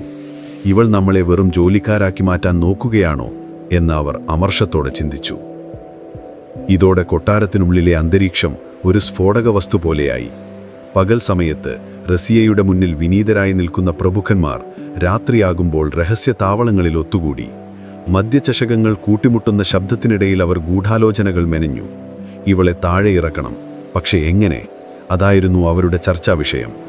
ഡൽഹിക്ക് പുറത്ത് പ്രശ്നങ്ങൾ ഉണ്ടാക്കുക, അത് അടിച്ചമർത്താൻ വരുമ്പോൾ അവളെ ഡൽഹിയിൽ നിന്ന് പുറത്തെത്തിക്കുക, എന്നിട്ട് ഒറ്റപ്പെടുത്തി ആക്രമിക്കുക. ഇതായിരുന്നു അവരുടെ മാസ്റ്റർ പ്ലാൻ. ഇതിനായി അവർ പരസ്പരം സന്ദേശങ്ങൾ കൈമാറി. കൊട്ടാരത്തിലെ വിശ്വസ്തരായ ഭൃത്യന്മാർ പോലും ഈ ഗൂഢാലോചനയുടെ ഭാഗമായി. റസിയയുടെ ഓരോ നീക്കവും അവർ ചോർത്തിക്കൊടുത്തു. ഈ പ്രഭുക്കന്മാരുടെ നേതാവായിരുന്നത് ഏറ്റജിൻ എന്ന കുതന്ത്രശാലിയായ പ്രഭുവായിരുന്നു. പുറമെ റസിയയോട് വലിയ ഭക്തി കാണിക്കുകയും ഉള്ളിൽ കൊടും വിഷം സൂക്ഷിക്കുകയും ചെയ്യുന്ന വ്യക്തി. റസിയ ദർബാറിൽ എന്തെങ്കിലും തമാശ പറഞ്ഞാൽ ഏറ്റവും ഉച്ചത്തിൽ ചിരിക്കുന്നത് ഇയാളായിരിക്കും. പക്ഷേ ആ ചിരിക്കു പിന്നിൽ നിന്റെ ചിരി അധിക നാൾ ഉണ്ടാവില്ല എന്നൊരു ഭീഷണി ഒളിഞ്ഞിരിപ്പുണ്ടായിരുന്നു. ഇവർക്ക് റസിയയോടുണ്ടായിരുന്നത് വെറും രാഷ്ട്രീയ വിരോധം മാത്രമായിരുന്നില്ല, കടുത്ത സ്ത്രീവിരുദ്ധ കൂടിയായിരുന്നു. ഒരു പെണ്ണിൻ്റെ ബുദ്ധി ചെരുപ്പിൻ്റെ അടിയിലാണെന്ന് വിശ്വസിച്ചിരുന്നവരാണിവർ.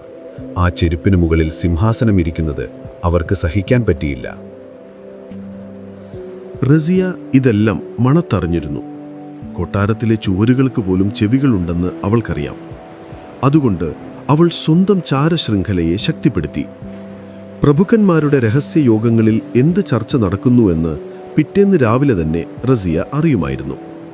ഇതറിഞ്ഞ റസിയ പ്രഭുക്കന്മാരെ തമ്മിലടിപ്പിക്കാൻ ശ്രമിച്ചു. ഒരാൾക്കു നൽകേണ്ട സ്ഥാനം മറ്റൊരാൾക്കു നൽകി അവർക്കിടയിൽ അസൂയ വളർത്താൻ അവൾ നോക്കി. കുറച്ചൊക്കെ അത് ഫലിച്ചെങ്കിലും പെണ്ണ് എന്ന പൊതുശത്രുവിനു മുന്നിൽ അവർ വീണ്ടും ഒന്നിച്ചു. ഈ സമയത്താണ് റസിയയുടെ ഏറ്റവും വലിയ ബലഹീനതയും ശക്തിയും ഒരേ സമയം വെളിപ്പെട്ടത്. അവൾ ആരെയും അമിതമായി വിശ്വസിച്ചില്ല, പക്ഷേ ചിലരെ വിശ്വസിക്കുകയും ചെയ്തു. താൻ വളർത്തിക്കൊണ്ടുവന്ന പുതിയ ഉദ്യോഗസ്ഥരിൽ അവൾക്ക് വലിയ പ്രതീക്ഷയായിരുന്നു. തുർക്കി പ്രഭുക്കന്മാർക്ക് ബദലായി അവൾ കണ്ടത് ഈ പുതിയ നിരയെയാണ്. എന്നാൽ ചഹൽഗാനി പ്രഭുക്കന്മാർക്ക് നൂറ്റാണ്ടുകളുടെ അനുഭവ പരിചയമുണ്ടായിരുന്നു. അധികാരം എങ്ങനെ അട്ടിമറിക്കണം, എങ്ങനെ ചതിക്കണമെന്നതിൽ അവർക്ക് ഡോക്ടറേറ്റ് ഉണ്ടായിരുന്നു എന്ന് വേണമെങ്കിൽ പറയാം. കൊട്ടാരത്തിലെ ഇടനാഴികളിലൂടെ നടക്കുമ്പോൾ പ്രഭുക്കന്മാർ പരസ്പരം അർത്ഥഗർഭമായ നോട്ടങ്ങൾ കൈമാറി. റസിയയുടെ ശ്രദ്ധ ഒന്നു മാറിയാൽ അപ്പോൾ തന്നെ കത്തി ഉറയിൽ നിന്ന് പുറത്തെടുക്കാൻ അവർ തയ്യാറായിരുന്നു. റസിയയുടെ ഭക്ഷണത്തിൽ വിഷം ചേർക്കാനും ഉറക്കത്തിൽ കൊലപ്പെടുത്താനും അവർ പലവട്ടം ആലോചിച്ചു. പക്ഷേ റസിയയുടെ അംഗരക്ഷകർ അതീവ ജാഗ്രതയിലായിരുന്നു. അതുകൊണ്ട് തൽക്കാലം അവർ കാത്തിരുന്നു, ശരിയായ സമയത്തിനായി. ഒരു ചെറിയ തെറ്റ്, റസിയയുടെ ഭാഗത്തു നിന്നുണ്ടാകുന്ന ഒരൊറ്റ വീഴ്ച, അതായിരുന്നു അവരുടെ ലക്ഷ്യം. ഡൽഹിയിലെ ചൂടുള്ള കാറ്റിൽ പോലും ഗൂഢാലോചനയുടെ മണമുണ്ടായിരുന്നു. പ്രഭുക്കന്മാരുടെ വീടുകളിൽ നിന്ന് പാതിരാത്രികളിൽ കുതിരകൾ കുതിച്ചുപാഞ്ഞു. ദൂരെ പ്രവിശ്യകളിലേക്കുള്ള രഹസ്യ സന്ദേശങ്ങളുമായിട്ടായിരുന്നു ആ യാത്രകൾ. സമയമടുത്തിരിക്കുന്നു, തയ്യാറായിരിക്കുക എന്നതായിരുന്നു സന്ദേശം. റസിയ സിംഹാസനത്തിലിരിക്കുന്നത് കാണുമ്പോൾ അവരുടെ രക്തം തിളച്ചു. ഓരോ ദിവസവും അവൾ അധികാരത്തിൽ തുടരുന്നത് തങ്ങളുടെ പരാജയമായി അവർ കണ്ടു. അതുകൊണ്ട് ഇനി അധികം കാത്തിരിക്കേണ്ട എന്നവർ തീരുമാനിച്ചു.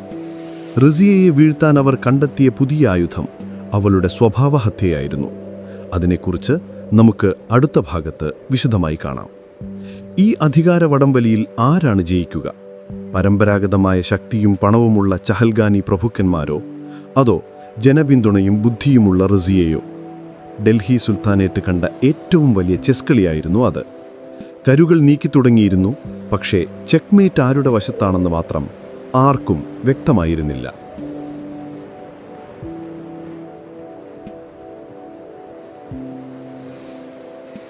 കൊട്ടാരത്തിലെ ചുവരുകൾക്ക് കാതുണ്ടെന്ന് നമ്മൾ പറഞ്ഞല്ലോ.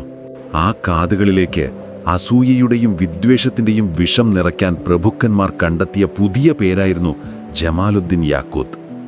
റസിയയുടെ കഥയിലെ ഏറ്റവും ദുരൂഹവും എന്നാൽ നിർണായകവുമായ ഒരു കഥാപാത്രമാണ് യാക്കൂത്ത്. ആരായിരുന്നു ഇയാൾ? തുർക്കി വംശജരായ വെളുത്ത നിറമുള്ള ഉന്നതകുലജാതരായ പ്രഭുക്കന്മാർക്കിടയിൽ യാക്കൂത്ത് വേറിട്ട് നിന്നു. കാരണം അദ്ദേഹം എത്യോപ്യയിൽ, അതായത് അന്നത്തെ അബിസീനിയയിൽ നിന്നുള്ള ഒരു കറുത്ത വർഗ്ഗക്കാരനായിരുന്നു. ഒരടിമയായിട്ടാണ് യാക്കൂത്ത് ഡൽഹിയിലെത്തിയത്. സാധാരണഗതിയിൽ തുർക്കി പ്രഭുക്കന്മാർക്ക് അബിസീനിയൻ അടിമകളെ പുച്ഛമായിരുന്നു. അവരെ വെറും കാവൽക്കാരായോ ഭാരമേറിയ ജോലികൾ ചെയ്യുന്നവരായോ മാത്രമേ അവർ കണ്ടിരുന്നുള്ളൂ. നമ്മുടെ രക്തം ശുദ്ധമാണ്, ഇവരുടേത് അടിമരക്തമാണ് എന്നൊരു അഹങ്കാരം തുർക്കികൾക്കുണ്ടായിരുന്നു. എന്നാൽ റസിയയ്ക്ക് ഈ നിറമോ വംശമോ ഒന്നും ഒരു പ്രശ്നമായിരുന്നില്ല. അവൾ നോക്കിയത് കഴിവ് മാത്രമാണ്. യാക്കൂത്ത് വെറുമൊരു അടിമയായിരുന്നില്ല, അതിശക്തനായ ഒരു പോരാളിയും വിശ്വസ്തനായ ഒരു സേവകനും ബുദ്ധിമാനായ ഒരു ഉപദേശകനുമായിരുന്നു. പ്രഭുക്കന്മാരുടെ ചതിക്കുഴികളെക്കുറിച്ച് റസിയയ്ക്ക് നന്നായി അറിയാമായിരുന്നു എന്ന് നമ്മൾ കണ്ടല്ലോ. അതുകൊണ്ട് തന്നെ ചതിക്കാത്ത, സ്വന്തം ജീവൻ നൽകിയും തന്നെ സംരക്ഷിക്കുന്ന ഒരാളെ അവൾക്ക് ആവശ്യമായിരുന്നു. ആ അന്വേഷണം ചെന്നെത്തിയത് യാക്കൂത്തിലാണ്. തുർക്കി ലോബിയുടെ ഭാഗമല്ലാത്തതുകൊണ്ട് യാക്കൂത്ത് ഒരിക്കലും പ്രഭുക്കന്മാരുടെ കൂടെ ചേർന്ന് റസിയയ്ക്കെതിരെ ഗൂഢാലോചന നടത്തില്ല എന്നവൾക്ക് ഉറപ്പായിരുന്നു. ഈ വിശ്വാസമാണ് പിന്നീട് ഡൽഹിയെ പിടിച്ചു കുലുക്കിയ സംഭവങ്ങൾക്ക് തുടക്കമിട്ടത്. റസിയ യാക്കൂത്തിന് നൽകിയ സ്ഥാനം അമീർ ഇ അഖൂർ എന്നതായിരുന്നു. മലയാളത്തിൽ പറഞ്ഞാൽ കുതിരാലയങ്ങളുടെ തലവൻ. ഇത് കേൾക്കുമ്പോൾ നിങ്ങൾ വിചാരിക്കും, ഓ, കുതിരയെ നോക്കുന്ന ജോലിയല്ലേ, അതിനെന്താ ഇത്ര വലിയ കാര്യം എന്ന്. പക്ഷെ അക്കാലത്ത് അതൊരു നിസ്സാര പദവിയായിരുന്നില്ല. ഇന്നത്തെ കാലത്തെ പ്രതിരോധ മന്ത്രിയുടെയോ അല്ലെങ്കിൽ ആർമി ചീഫിൻ്റെയോ ഒക്കെ പവറുള്ള പോസ്റ്റാണത്. കാരണം അന്നത്തെ യുദ്ധങ്ങളിൽ ടാങ്കുകളെ പോലെയായിരുന്നു കുതിരകൾ. ആയിരക്കണക്കിന് വരുന്ന രാജകീയ കുതിരപ്പടയെ നിയന്ത്രിക്കുക, അവയ്ക്കുള്ള ഭക്ഷണം, ആരോഗ്യം, പരിശീലനം എന്നിവ നോക്കുക എന്നത് സുൽത്താൻ്റെ ഏറ്റവും വിശ്വസ്തനായ ആൾക്ക് മാത്രം നൽകുന്ന ജോലിയാണ്. സുൽത്താൻ യാത്ര പോകുമ്പോൾ തൊട്ടടുത്ത് നിൽക്കാനുള്ള അവകാശം ഈ ഉദ്യോഗസ്ഥനുണ്ട്. ഇത്രയും വലിയൊരു പദവി, അതുമൊരു അബിസീനിയൻ അടിമയ്ക്ക് നൽകിയത് തുർക്കി പ്രഭുക്കന്മാർക്ക് സഹിക്കാവുന്നതിലും അപ്പുറമായിരുന്നു.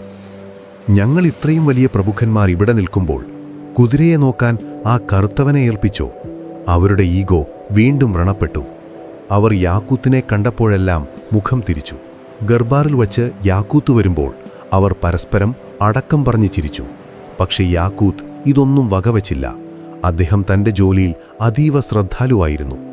റസിയയുടെ കുതിരകളെ അദ്ദേഹം സ്വന്തം മക്കളെപ്പോലെ നോക്കി. റസിയയ്ക്ക് സഞ്ചരിക്കാനുള്ള കുതിരകളെ തെരഞ്ഞെടുക്കുന്നതും അവയെ പരിശീലിപ്പിക്കുന്നതും യാക്കൂത്ത് നേരിട്ടായിരുന്നു. റസിയയും യാക്കൂത്തും തമ്മിലുള്ള ബന്ധം വെറുമൊരു യജമാനത്തെയും സേവകനും തമ്മിലുള്ളതായിരുന്നില്ല. അവർ നല്ല സുഹൃത്തുക്കളെ പോലെയായിരുന്നു. ഭരണകാര്യങ്ങളിൽ പോലും റസിയ യാക്കൂത്തിനോട് അഭിപ്രായം ചോദിച്ചിരുന്നു. ഇത് പ്രഭുക്കന്മാരുടെ കണ്ണിലെ കരടായി മാറി.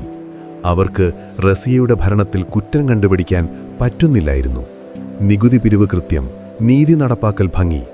അപ്പോഴാണ് അവർക്ക് തോന്നിയത്, ഭരണത്തിൽ പിടിക്കാൻ പറ്റില്ലെങ്കിൽ സ്വഭാവത്തിൽ പിടിക്കാം. അതൊരെളുപ്പവഴിയാണല്ലോ, പ്രത്യേകിച്ചും ഒരു സ്ത്രീ ഭരിക്കുമ്പോൾ. അങ്ങനെ കൊട്ടാരത്തിലെ ഇരുളടഞ്ഞ ഇടനാഴികളിൽ നിന്ന് ആ അപവാദം ജനിച്ചു. ആദ്യം അത് ചെറിയൊരു മുറുമുറുപ്പായിരുന്നു, പിന്നെ അതൊരു കാട്ടുതീ പോലെ പടർന്നു. സുൽത്താനും ആ അടിമയും തമ്മിൽ എന്തോ ഉള്ളുകളിയുണ്ട് എന്ന രീതിയിലുള്ള സംസാരങ്ങൾ തുടങ്ങി. പ്രഭുക്കന്മാരത് ബോധപൂർവം പ്രചരിപ്പിച്ചു. അവർ തങ്ങളുടെ വേലക്കാരോട് പറഞ്ഞു, വേലക്കാർ അത് അങ്ങാടിയിൽ പറഞ്ഞു, അങ്ങാടിയിലെ കച്ചവടക്കാർ അത് നാട്ടുകാരോട് പറഞ്ഞു. സത്യം ചെരിപ്പിട്ട് വരുമ്പോഴേക്കും നുണ ലോകം ചുറ്റിക്കഴിഞ്ഞിരുന്നു. ഈ അപവാദങ്ങൾ കാക്കം കൂട്ടാൻ പ്രഭുക്കന്മാരൊരു പ്രത്യേക സംഭവം എടുത്തുപിടിച്ചു. റസിയ കുതിരപ്പുറത്ത് കയറുമ്പോൾ അവളെ സഹായിക്കാൻ യാക്കൂത്ത് കൈകൾ കോർത്തു പിടിച്ചു കൊടുക്കുമായിരുന്നു. ഇതാ കാലത്ത് കുതിരലായത്തിൻ്റെ ചുമതലയുള്ള ഉദ്യോഗസ്ഥൻ ചെയ്യുന്ന സാധാരണ ജോലിയാണ്. രാജാവ് കുതിരപ്പുറത്ത് കയറുമ്പോഴും ഇതുതന്നെയാണ് ചെയ്യുന്നത്. പക്ഷേ റസിയ ഒരു സ്ത്രീ ആയതുകൊണ്ട് ആ കാഴ്ചയ്ക്ക് പ്രഭുക്കന്മാർ വേറൊരു നിറം നൽകി. കണ്ടില്ലേ, അവർ തൊടുന്നു, ഒരു അന്യപുരുഷൻ സുൽത്താനെ സ്പർശിക്കുന്നു. അവർ അത് വലിയൊരു പാപമായി ചിത്രീകരിച്ചു. യാക്കൂത്ത് റസിയയെ കുതിരപ്പുറത്ത് കയറ്റുന്ന സമയത്ത് അവരുടെ കണ്ണുകൾ തമ്മിൽ ഉടക്കിയിരുന്നു എന്നൊക്കെ കവികൾ പാടി നടക്കാൻ തുടങ്ങി. ഇന്ന് നമ്മൾ ചിന്തിക്കുമ്പോൾ ഇതൊക്കെ വെറും അസംബന്ധമായി തോന്നാം. പക്ഷേ 13-ാം നൂറ്റാണ്ടിലെ യാഥാസ്ഥിതിക സമൂഹത്തിൽ ഇതൊരു ബോംബ് സ്ഫോടനത്തിന് തുല്യമായിരുന്നു. റസിയ വിവാഹിതയല്ല എന്നതും ഈ കിംവദന്തികൾക്ക് ആക്കം കൂട്ടി. അവൾ വിവാഹം കഴിക്കാത്തത് ഈ അടിമയുമായുള്ള ബന്ധം കാരണമാണ് എന്നുവരെ ആളുകൾ പറയാൻ തുടങ്ങി. റസിയയുടെ ധൈര്യത്തെയും കഴിവിനെയും ആളുകൾ മറന്നു തുടങ്ങി. പകരം എല്ലാവർക്കും അറിയേണ്ടത് ഈ മസാല കഥകളായിരുന്നു. റസിയ ഇതൊക്കെ അറിഞ്ഞിരുന്നെങ്കിലും അവൾ തൻ്റെ നിലപാടിൽ മാറ്റം വരുത്തിയില്ല. അപവാദങ്ങളെ പേടിച്ച് വിശ്വസ്തനായൊരു ഉദ്യോഗസ്ഥനെ പുറത്താക്കാൻ അവൾ തയ്യാറായിരുന്നില്ല. എൻ്റെ മനസ്സ് ശുദ്ധമാണെങ്കിൽ ഞാൻ ആരെ പേടിക്കണം എന്നതായിരുന്നു അവളുടെ നിലപാട്. അവൾ യാക്കൂത്തിനെ കൂടുതൽ അടുപ്പിച്ചു നിർത്തി. ദർബാറിൽ പരസ്യമായി അദ്ദേഹത്തെ പുകഴ്ത്തി. ഇത് പ്രഭുക്കന്മാരെ കൂടുതൽ ചൊടിപ്പിച്ചു. അവർ വിചാരിച്ചത് റസിയ ഭയന്ന് യാക്കൂത്തിനെ പുറത്താക്കും എന്നാണ്. പക്ഷേ സംഭവിച്ചത് മറിച്ചാണ്. റസിയുടെ ഈ ധിക്കാരം അവർക്കൊട്ടും പിടിച്ചില്ല. യഥാർത്ഥത്തിൽ റസിയയും യാക്കൂത്തും തമ്മിൽ പ്രണയമുണ്ടായിരുന്നോ? ചരിത്രകാരന്മാർക്കിടയിൽ ഇന്നും തർക്കമുള്ള വിഷയമാണിത്. ചിലർ പറയുന്നു അത് പരിശുദ്ധമായ പ്രണയമായിരുന്നുവെന്ന്. മറ്റു ചിലർ പറയുന്നു അത് വെറുമൊരു രാഷ്ട്രീയ ബന്ധമായിരുന്നുവെന്ന്. എന്തുതന്നെ ആയാലും യാക്കൂത്ത് റസിയയ്ക്ക് വേണ്ടി മരിക്കാൻ തയ്യാറുള്ള ഒരാളായിരുന്നു എന്നത് സത്യമാണ്. റസിയയ്ക്ക് ചുറ്റും ശത്രുക്കൾ വട്ടമിട്ട് പറക്കുമ്പോൾ യാക്കൂത്തൊരു കവചം പോലെ അവൾക്ക് കാവൽ നിന്നു. റസിയുടെ ഏകാന്തമായ നിമിഷങ്ങളിൽ അധികാരമെന്ന ഭാരം ഇറക്കിവെച്ച് സംസാരിക്കാൻ പറ്റുന്ന ഒരേയൊരു സുഹൃത്ത് ഒരുപക്ഷെ യാക്കൂത്ത് മാത്രമായിരുന്നിരിക്കാം. എന്നാൽ ഈ ബന്ധം റസിയയ്ക്ക് ഗുണത്തേക്കാളേറെ ദോഷമാണ് ചെയ്തത്. സാധാരണ ജനങ്ങളിൽ പോലും സംശയം ജനിപ്പിക്കാൻ ഈ കഥകൾക്ക് കഴിഞ്ഞു. നമ്മുടെ സുൽത്താൻ ഇസ്ലാമിക വിരുദ്ധമായി നടക്കുകയാണോ എന്ന് മതപണ്ഡിതന്മാർ ചോദിച്ചു തുടങ്ങി.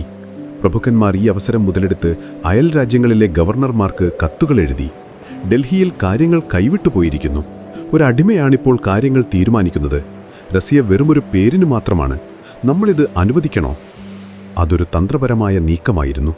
റസിയയുടെ കഴിവില്ലായ്മ കൊണ്ടല്ല, മറിച്ച് അവളുടെ ധാർമ്മികത ചോദ്യം ചെയ്തുകൊണ്ടാണ് അവർ സൈന്യത്തെ സംഘടിപ്പിച്ചത്. യാക്കൂത്ത് എന്ന വ്യക്തി റസിയയുടെ പതനത്തിന് കാരണമായോ എന്ന് ചോദിച്ചാൽ അതേ എന്ന് പറയേണ്ടി വരും.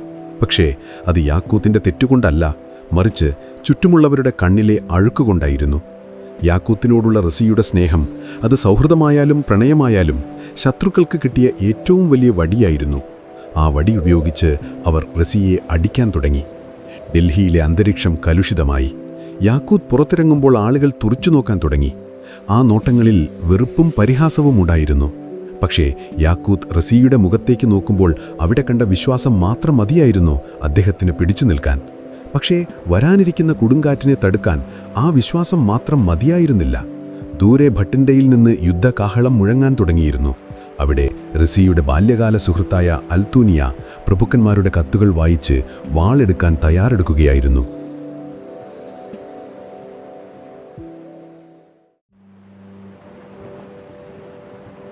ഡൽഹിയിലെ കൊട്ടാരത്തിനുള്ളിലെ പുകയുന്ന അന്തരീക്ഷത്തിൽ നിന്ന് നമ്മളിനി പോകുന്നത് കുറച്ച് വടക്കോട്ട്, ഇന്നത്തെ പഞ്ചാബിലെ ഭട്ടിൻഡയിലേക്കാണ്. അവിടെ ഒരു കോട്ടയുണ്ട്. ആ കോട്ടയുടെ അധിപൻ മാലിക് ഇത്യാറുദ്ദീൻ അൽത്തൂനിയ എന്ന ഗവർണറാണ്. ഈ പേര് നിങ്ങൾ പ്രത്യേകം നോട്ട് ചെയ്തു വെക്കണം.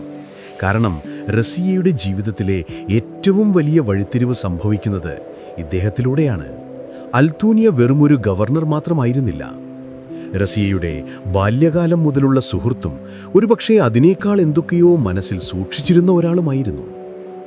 പണ്ട് റസിയയും അൽത്തൂനിയയും ഒരുമിച്ച് വളർന്നവരാണ്.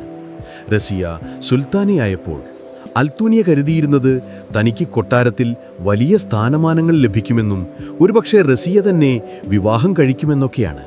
പക്ഷേ റസിയയുടെ ശ്രദ്ധ മുഴുവൻ രാജ്യഭരണത്തിലും വിശ്വാസം മുഴുവൻ യാക്കൂത്തിലുമായിരുന്നു. ഇത് അൽത്തൂനിയയുടെ ഈഗോയെ വല്ലാതെ മുറിപ്പെടുത്തി. ഞാൻ ഇത്രയും കാലം കൂടെയുണ്ടായിട്ടും ആ എത്യോപ്യൻ അടിമയാണോ അവൾക്ക് വലുത് എന്ന ചിന്ത അയാളുടെ ഉറക്കം കെടുത്തി. ഈ അവസരമാണ് ഡൽഹിയിലെ കുറുക്കന്മാരായ പ്രഭുക്കന്മാർ മുതലെടുത്തത്. അവർ അൽത്തൂനിയയ്ക്ക് രഹസ്യ കത്തുകൾ അയച്ചു. നോക്കൂ അൽത്തൂനിയ, നീ അവിടെ ഭട്ടിൻ്റെയിൽ വെറുതെ ഇരിക്കുകയാണ്. ഇവിടെ ഡൽഹിയിൽ ആ അടിമയാക്കൂത്ത് എല്ലാം കൈയടക്കി. റസിയ അവനെയാണ് സ്നേഹിക്കുന്നത്. നീ വെറുമൊരു നോക്കുകുത്തിയായി. ഈ വാക്കുകൾ എരുതിയിൽ എണ്ണ ഒഴിക്കുന്നത് പോലെയായിരുന്നു.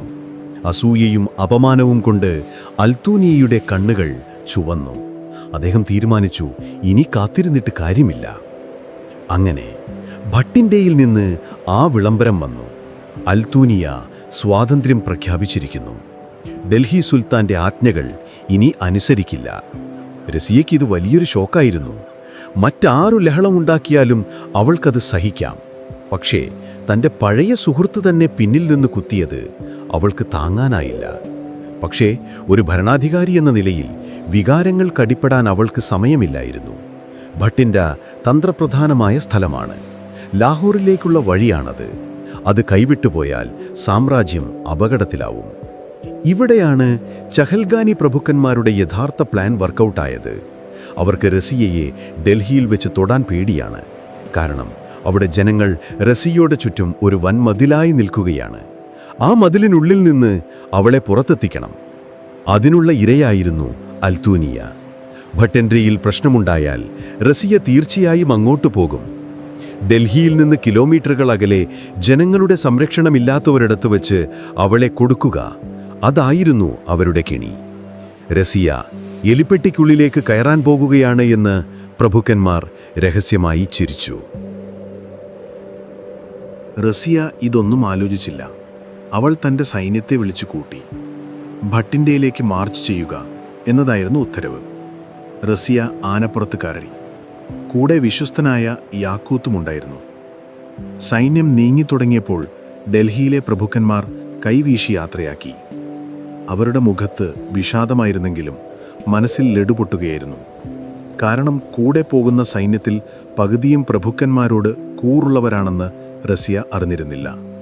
സ്വന്തം സൈന്യത്തിന് നടുവിൽ ശത്രുക്കളുടെ നടുവിലൂടെയുള്ള ഒരു യാത്രയായിരുന്നു അത്. റസിയ ഡൽഹി വിട്ട നിമിഷം കൊട്ടാരത്തിലെ അന്തരീക്ഷം മാറി. പ്രഭുക്കന്മാർ അവരുടെ അടുത്ത നീക്കങ്ങൾ ആസൂത്രണം ചെയ്തു തുടങ്ങി. റസിയ തിരിച്ചു വരുമ്പോൾ അവൾ സുൽത്താനായിട്ടായിരിക്കില്ല വരുന്നതെന്ന് അവർ ഉറപ്പിച്ചിരുന്നു. ഒരുപക്ഷേ അവൾ തിരിച്ചു വരില്ലെന്ന് തന്നെ അവർ കരുതി. ഭട്ടിൻ്റെയിലെ മണൽക്കാടുകളിൽ റസിയയുടെ അധികാരം അവസാനിക്കുമെന്ന് അവർ വിധിയെഴുതി. പക്ഷേ യാത്രയിലെ വെല്ലുവിളികൾ പ്രഭുക്കന്മാർ വിചാരിച്ചതിലും കഠിനമായിരുന്നു. പ്രകൃതി പോലും റസിയക്കെതിരായിരുന്നു തോന്നിപ്പോകും. അക്കാലത്ത് യുദ്ധത്തിന് പോകുമ്പോൾ ശത്രുക്കളെക്കാൾ പേടിക്കേണ്ടത് കാലാവസ്ഥയായിരുന്നു. സമയം വേനൽക്കാലത്തിൻ്റെ പാരമ്യത്തിലാണ്. ഉത്തരേന്ത്യയിലെ കൊടും ചൂട്, ലൂ എന്നറിയപ്പെടുന്ന ചുട്ടുപഴുത്ത കാറ്റ് വീശുന്ന സമയം. ആകാശത്ത് നിന്ന് സൂര്യൻ തീമഴ പെയ്യിക്കുന്നത് പോലെയാണ്. റസിയയുടെ സൈന്യം ഡൽഹിയിൽ നിന്ന് പുറപ്പെട്ട് പഞ്ചാബിലേക്ക് കടന്നതോടെ നരകം കണ്ടു തുടങ്ങി. കനത്ത ഇരുമ്പ് കവചങ്ങൾ ധരിച്ച സൈനികർ ചൂട് സഹിക്കാനാവാതെ കുഴഞ്ഞു വീണു. കുതിരകൾക്ക് വെള്ളം കിട്ടാതെ തളർന്നു. റസിയ ഒരു സാധാരണ സ്ത്രീയെപ്പോലെ പല്ലക്കിൽ വിശ്രമിച്ചില്ല. അവൾ ആ കൊടും വെയിലത്ത് സൈന്യത്തിൻ്റെ കൂടെ തന്നെ ഉണ്ടായിരുന്നു. മുഖത്ത് ക്ഷീണം നിഴലിച്ചിരുന്നെങ്കിലും കണ്ണുകളിൽ തീക്ഷ്ണതയുണ്ടായിരുന്നു. നമുക്ക് ഭട്ടിൻ്റെ തിരിച്ചു പിടിക്കണം, അവൾ സൈനികർക്ക് ആവേശം നൽകി. എന്നാൽ സൈന്യത്തിനുള്ളിൽ തന്നെ മുറുമുറുപ്പുകൾ തുടങ്ങിയിരുന്നു. പ്രഭുക്കന്മാരുടെ ഏജന്റുമാർ സൈനികർക്കിടയിൽ നുഴഞ്ഞു കയറി പ്രചാരണം നടത്തി. ഈ പെണ്ണിൻ്റെ വാക്ക് കേട്ട് നമ്മൾ എന്തിനാണ് ഈ ചൂടത്ത് മരിക്കുന്നത്, ആ അടിമ യാക്കൂത്ത് കാരണമാണ് ഈ യുദ്ധമുണ്ടായത് എന്ന് വിശപ്പും ദാഹവും കൊണ്ട് വലഞ്ഞ സൈനികർക്കിടയിൽ പെട്ടെന്ന് പടർന്നു. യാക്കൂത്ത് റസിയയുടെ നിഴൽ പോലെ കൂടെയുണ്ടായിരുന്നു. അദ്ദേഹത്തിന് എന്തോ അപകടമണക്കുന്നുണ്ടായിരുന്നു. സൈന്യത്തിലെ ചില മുതിർന്ന ഉദ്യോഗസ്ഥരുടെ നോട്ടത്തിലും പെരുമാറ്റത്തിലും അസ്വാഭാവികത അദ്ദേഹം ശ്രദ്ധിച്ചു. അദ്ദേഹം റസിയോട് പറഞ്ഞു, സുൽത്താൻ, നമ്മൾ കരുതിയിരിക്കണം, ഇവർ നമ്മളെ ചതിക്കുമെന്നെനിക്ക് തോന്നുന്നു. പക്ഷേ തിരിച്ചു പോകാൻ കഴിയാത്ത ദൂരം അവർ പിന്നിട്ട് കഴിഞ്ഞിരുന്നു. മുന്നിൽ ശത്രുവായ അൽത്തൂനിയ, കൂടെ നടക്കുന്ന സൈന്യത്തിൽ പകുതിയും ചതിയന്മാർ, മുകളിൽ കത്തുന്ന സൂര്യൻ. റസിയ ശരിക്കും ഒറ്റപ്പെടുകയായിരുന്നു. ഭട്ടിൻഡയിലെത്തിയപ്പോഴേക്കും റസിയുടെ സൈന്യം തളർന്നുപോയിരുന്നു. എന്നാൽ അൽത്തൂനിയയുടെ സൈന്യം അവിടെ നല്ല ഉന്മേഷത്തോടെ കോട്ടയുടെ സുരക്ഷിതത്വത്തിൽ കാത്തിരിക്കുകയായിരുന്നു. റസിയ എത്തിയതും യുദ്ധം തുടങ്ങി. അതൊരു നീതിയുക്തമായ യുദ്ധമായിരുന്നില്ല. റസിയ ആക്രമിക്കൂ എന്ന് ആജ്ഞാപിച്ചപ്പോൾ അവളുടെ സൈന്യത്തിലെ ഒരു വലിയ വിഭാഗം അനങ്ങിയില്ല. അവർ വെറുതെ നോക്കി നിന്നു. ശത്രുക്കൾക്ക് മുന്നിൽ സ്വന്തം സൈന്യം തന്നെ ഒറ്റിക്കൊടുക്കുന്ന ഭീകരമായ കാഴ്ച. ആ നിമിഷം റസിയ തിരിച്ചറിഞ്ഞു, ഇത് യുദ്ധമല്ല, ഇതൊരു കശാപ്പാണ്. ഡൽഹിയിൽ വെച്ച് പ്രഭുക്കന്മാർ തയ്യാറാക്കിയ തിരക്കഥയുടെ ക്ലൈമാക്സ് ഇവിടെ ഭട്ടിൻഡയിൽ അരങ്ങേറുകയാണ്. അൽത്തൂനിയയുടെ സൈന്യം റസിയയുടെ വിശ്വസ്തരായ കുറച്ച് സൈനികരെ വലഞ്ഞു. പൊടിപടലങ്ങൾക്കിടയിൽ ആർക്കും ആരെയും തിരിച്ചറിയാൻ പറ്റാത്ത അവസ്ഥ. വാളുകളുടെ ശബ്ദവും നിലവിളികളും മാത്രം. അതിനിടയിൽ ആ ദുരന്തം സംഭവിച്ചു. റസിയയുടെ ഏറ്റവും വലിയ ശക്തിയും വിശ്വസ്തനും ആത്മാർത്ഥ സുഹൃത്തുമായിരുന്ന യാക്കൂത്ത് കൊല്ലപ്പെട്ടു. പ്രഭുക്കന്മാരുടെ ആദ്യ ലക്ഷ്യം അവനായിരുന്നു. യാക്കൂത്ത് വീണതോടെ റസിയയുടെ വലതുകൈ നഷ്ടപ്പെട്ടതുപോലെയായി. അവൾ ഞെട്ടിത്തെറിച്ചുപോയി. തൻ്റെ കൺമുന്നിൽ വെച്ച് താൻ ഏറ്റവും വിശ്വസിച്ച ആൾ മരിച്ചു വീഴുന്നു. ചുറ്റും നോക്കിയപ്പോൾ കണ്ടത് അൽത്തൂനിയയുടെ വിജയിച്ച ചിരിയോ സ്വന്തം സൈന്യത്തിലെ ചതിയന്മാരുടെ പരിഹാസവുമാണ്. ആ കൊടും ചൂടിൽ യുദ്ധക്കളത്തിൽ വെച്ച് റസിയ സുൽത്താൻ, ഡൽഹിയുടെ സിംഹം, ആദ്യമായി തോറ്റു. ശത്രുക്കൾ അവളെ വലഞ്ഞു. ആനപ്പുറത്ത് നിന്ന് അവളെ താഴെ ഇറക്കി. ചങ്ങലകൾക്ക് മുന്നിൽ അവൾക്ക് കീഴടങ്ങേണ്ടി വന്നു. അത് വെറുമൊരു തോൽവിയായിരുന്നില്ല, ഒരു സാമ്രാജ്യത്തിൻ്റെ അസ്തമയത്തിൻ്റെ തുടക്കമായിരുന്നു. ഭട്ടിൻഡയിലെ കോട്ടവാതിലുകൾ റസിയക്ക് പിന്നിൽ കൊട്ടിയടയ്ക്കപ്പെട്ടു. ഇന്നലെ വരെ ഇന്ത്യ ഭരിച്ച സുൽത്താൻ ഇന്ന് വെറുമൊരു തടവുകാരിയായി. എന്നാൽ തടവറയിൽ കിടന്ന് കരയാൻ റസിയ തയ്യാറായിരുന്നില്ല. അവളുടെ തലച്ചോറിൽ അപ്പോഴും അടുത്ത നീക്കം എന്തായിരിക്കണം എന്ന ചിന്ത ഓടുകയായിരുന്നു.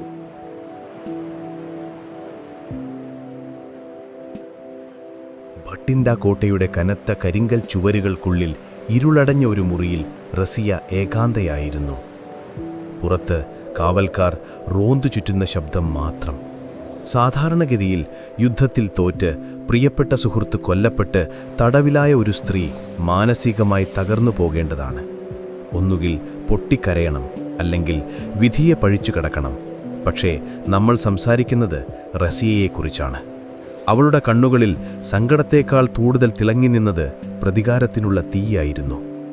ആ തടവറയിൽ വെച്ച് അവൾ തൻ്റെ ജീവിതത്തിലെ ഏറ്റവും വലിയ ചൂതാട്ടത്തിന് തയ്യാറെടുക്കുകയായിരുന്നു. അതേസമയം ഡൽഹിയിൽ കാര്യങ്ങൾ പ്രഭുക്കന്മാർ വിചാരിച്ചതുപോലെ തന്നെയാണ് നടന്നത്. റസിയയെ തടവിലാക്കിയ വാർത്ത വന്നതും അവർ ഇൽതുത്മിഷിൻ്റെ മൂന്നാമത്തെ മകനായ മുയിസുദ്ദീൻ ബഹറാം ഷായെ പുതിയ സുൽത്താനായി പ്രഖ്യാപിച്ചു. ബഹറാം ഷാ വെറുമൊരു മരപ്പാവയായിരുന്നു. അധികാരം മുഴുവൻ ചഹൽഗാനി പ്രഭുക്കന്മാരുടെ കയ്യിലും. അവർ ഡൽഹിയിൽ വലിയ ആഘോഷങ്ങൾ നടത്തി. സ്ഥാനമാനങ്ങൾ പങ്കിട്ടെടുത്തു. പ്രധാനമന്ത്രി സ്ഥാനം, സൈന്യാധിപൻ സ്ഥാനം, അങ്ങനെ കൊഴുപ്പുള്ള വകുപ്പുകളെല്ലാം ഡൽഹിയിലുള്ള പ്രഭുക്കന്മാർ വീതം വെച്ചെടുത്തു. ഇവിടെയാണ് കഥയിലെ ട്വിസ്റ്റ്. ഭട്ടിൻഡയിൽ റസിയയെ തോൽപ്പിക്കാൻ മുൻകൈയെടുത്ത, സ്വന്തം ജീവൻ പണയം വെച്ച് യുദ്ധം ചെയ്ത അൽത്തൂനിയയ്ക്ക് അവർ എന്തു നൽകി? ഒന്നുമില്ല. അക്ഷരാർത്ഥത്തിൽ നാമമാത്രമായ ചില പാരിതോഷികങ്ങൾ നൽകി അയാളെ ഒഴിവാക്കി. നീ അവിടെ ഭട്ടിൻഡയിൽ തന്നെ റസിയയെ കാവൽ കാത്തിയിരുന്നോ? ഡൽഹിയിലെ കാര്യങ്ങൾ ഞങ്ങൾ നോക്കിക്കൊള്ളാമെന്ന മട്ടിലായിരുന്നു പ്രഭുക്കന്മാരുടെ പെരുമാറ്റം. അൽത്തൂനിയ ഇത് പ്രതീക്ഷിച്ചില്ല.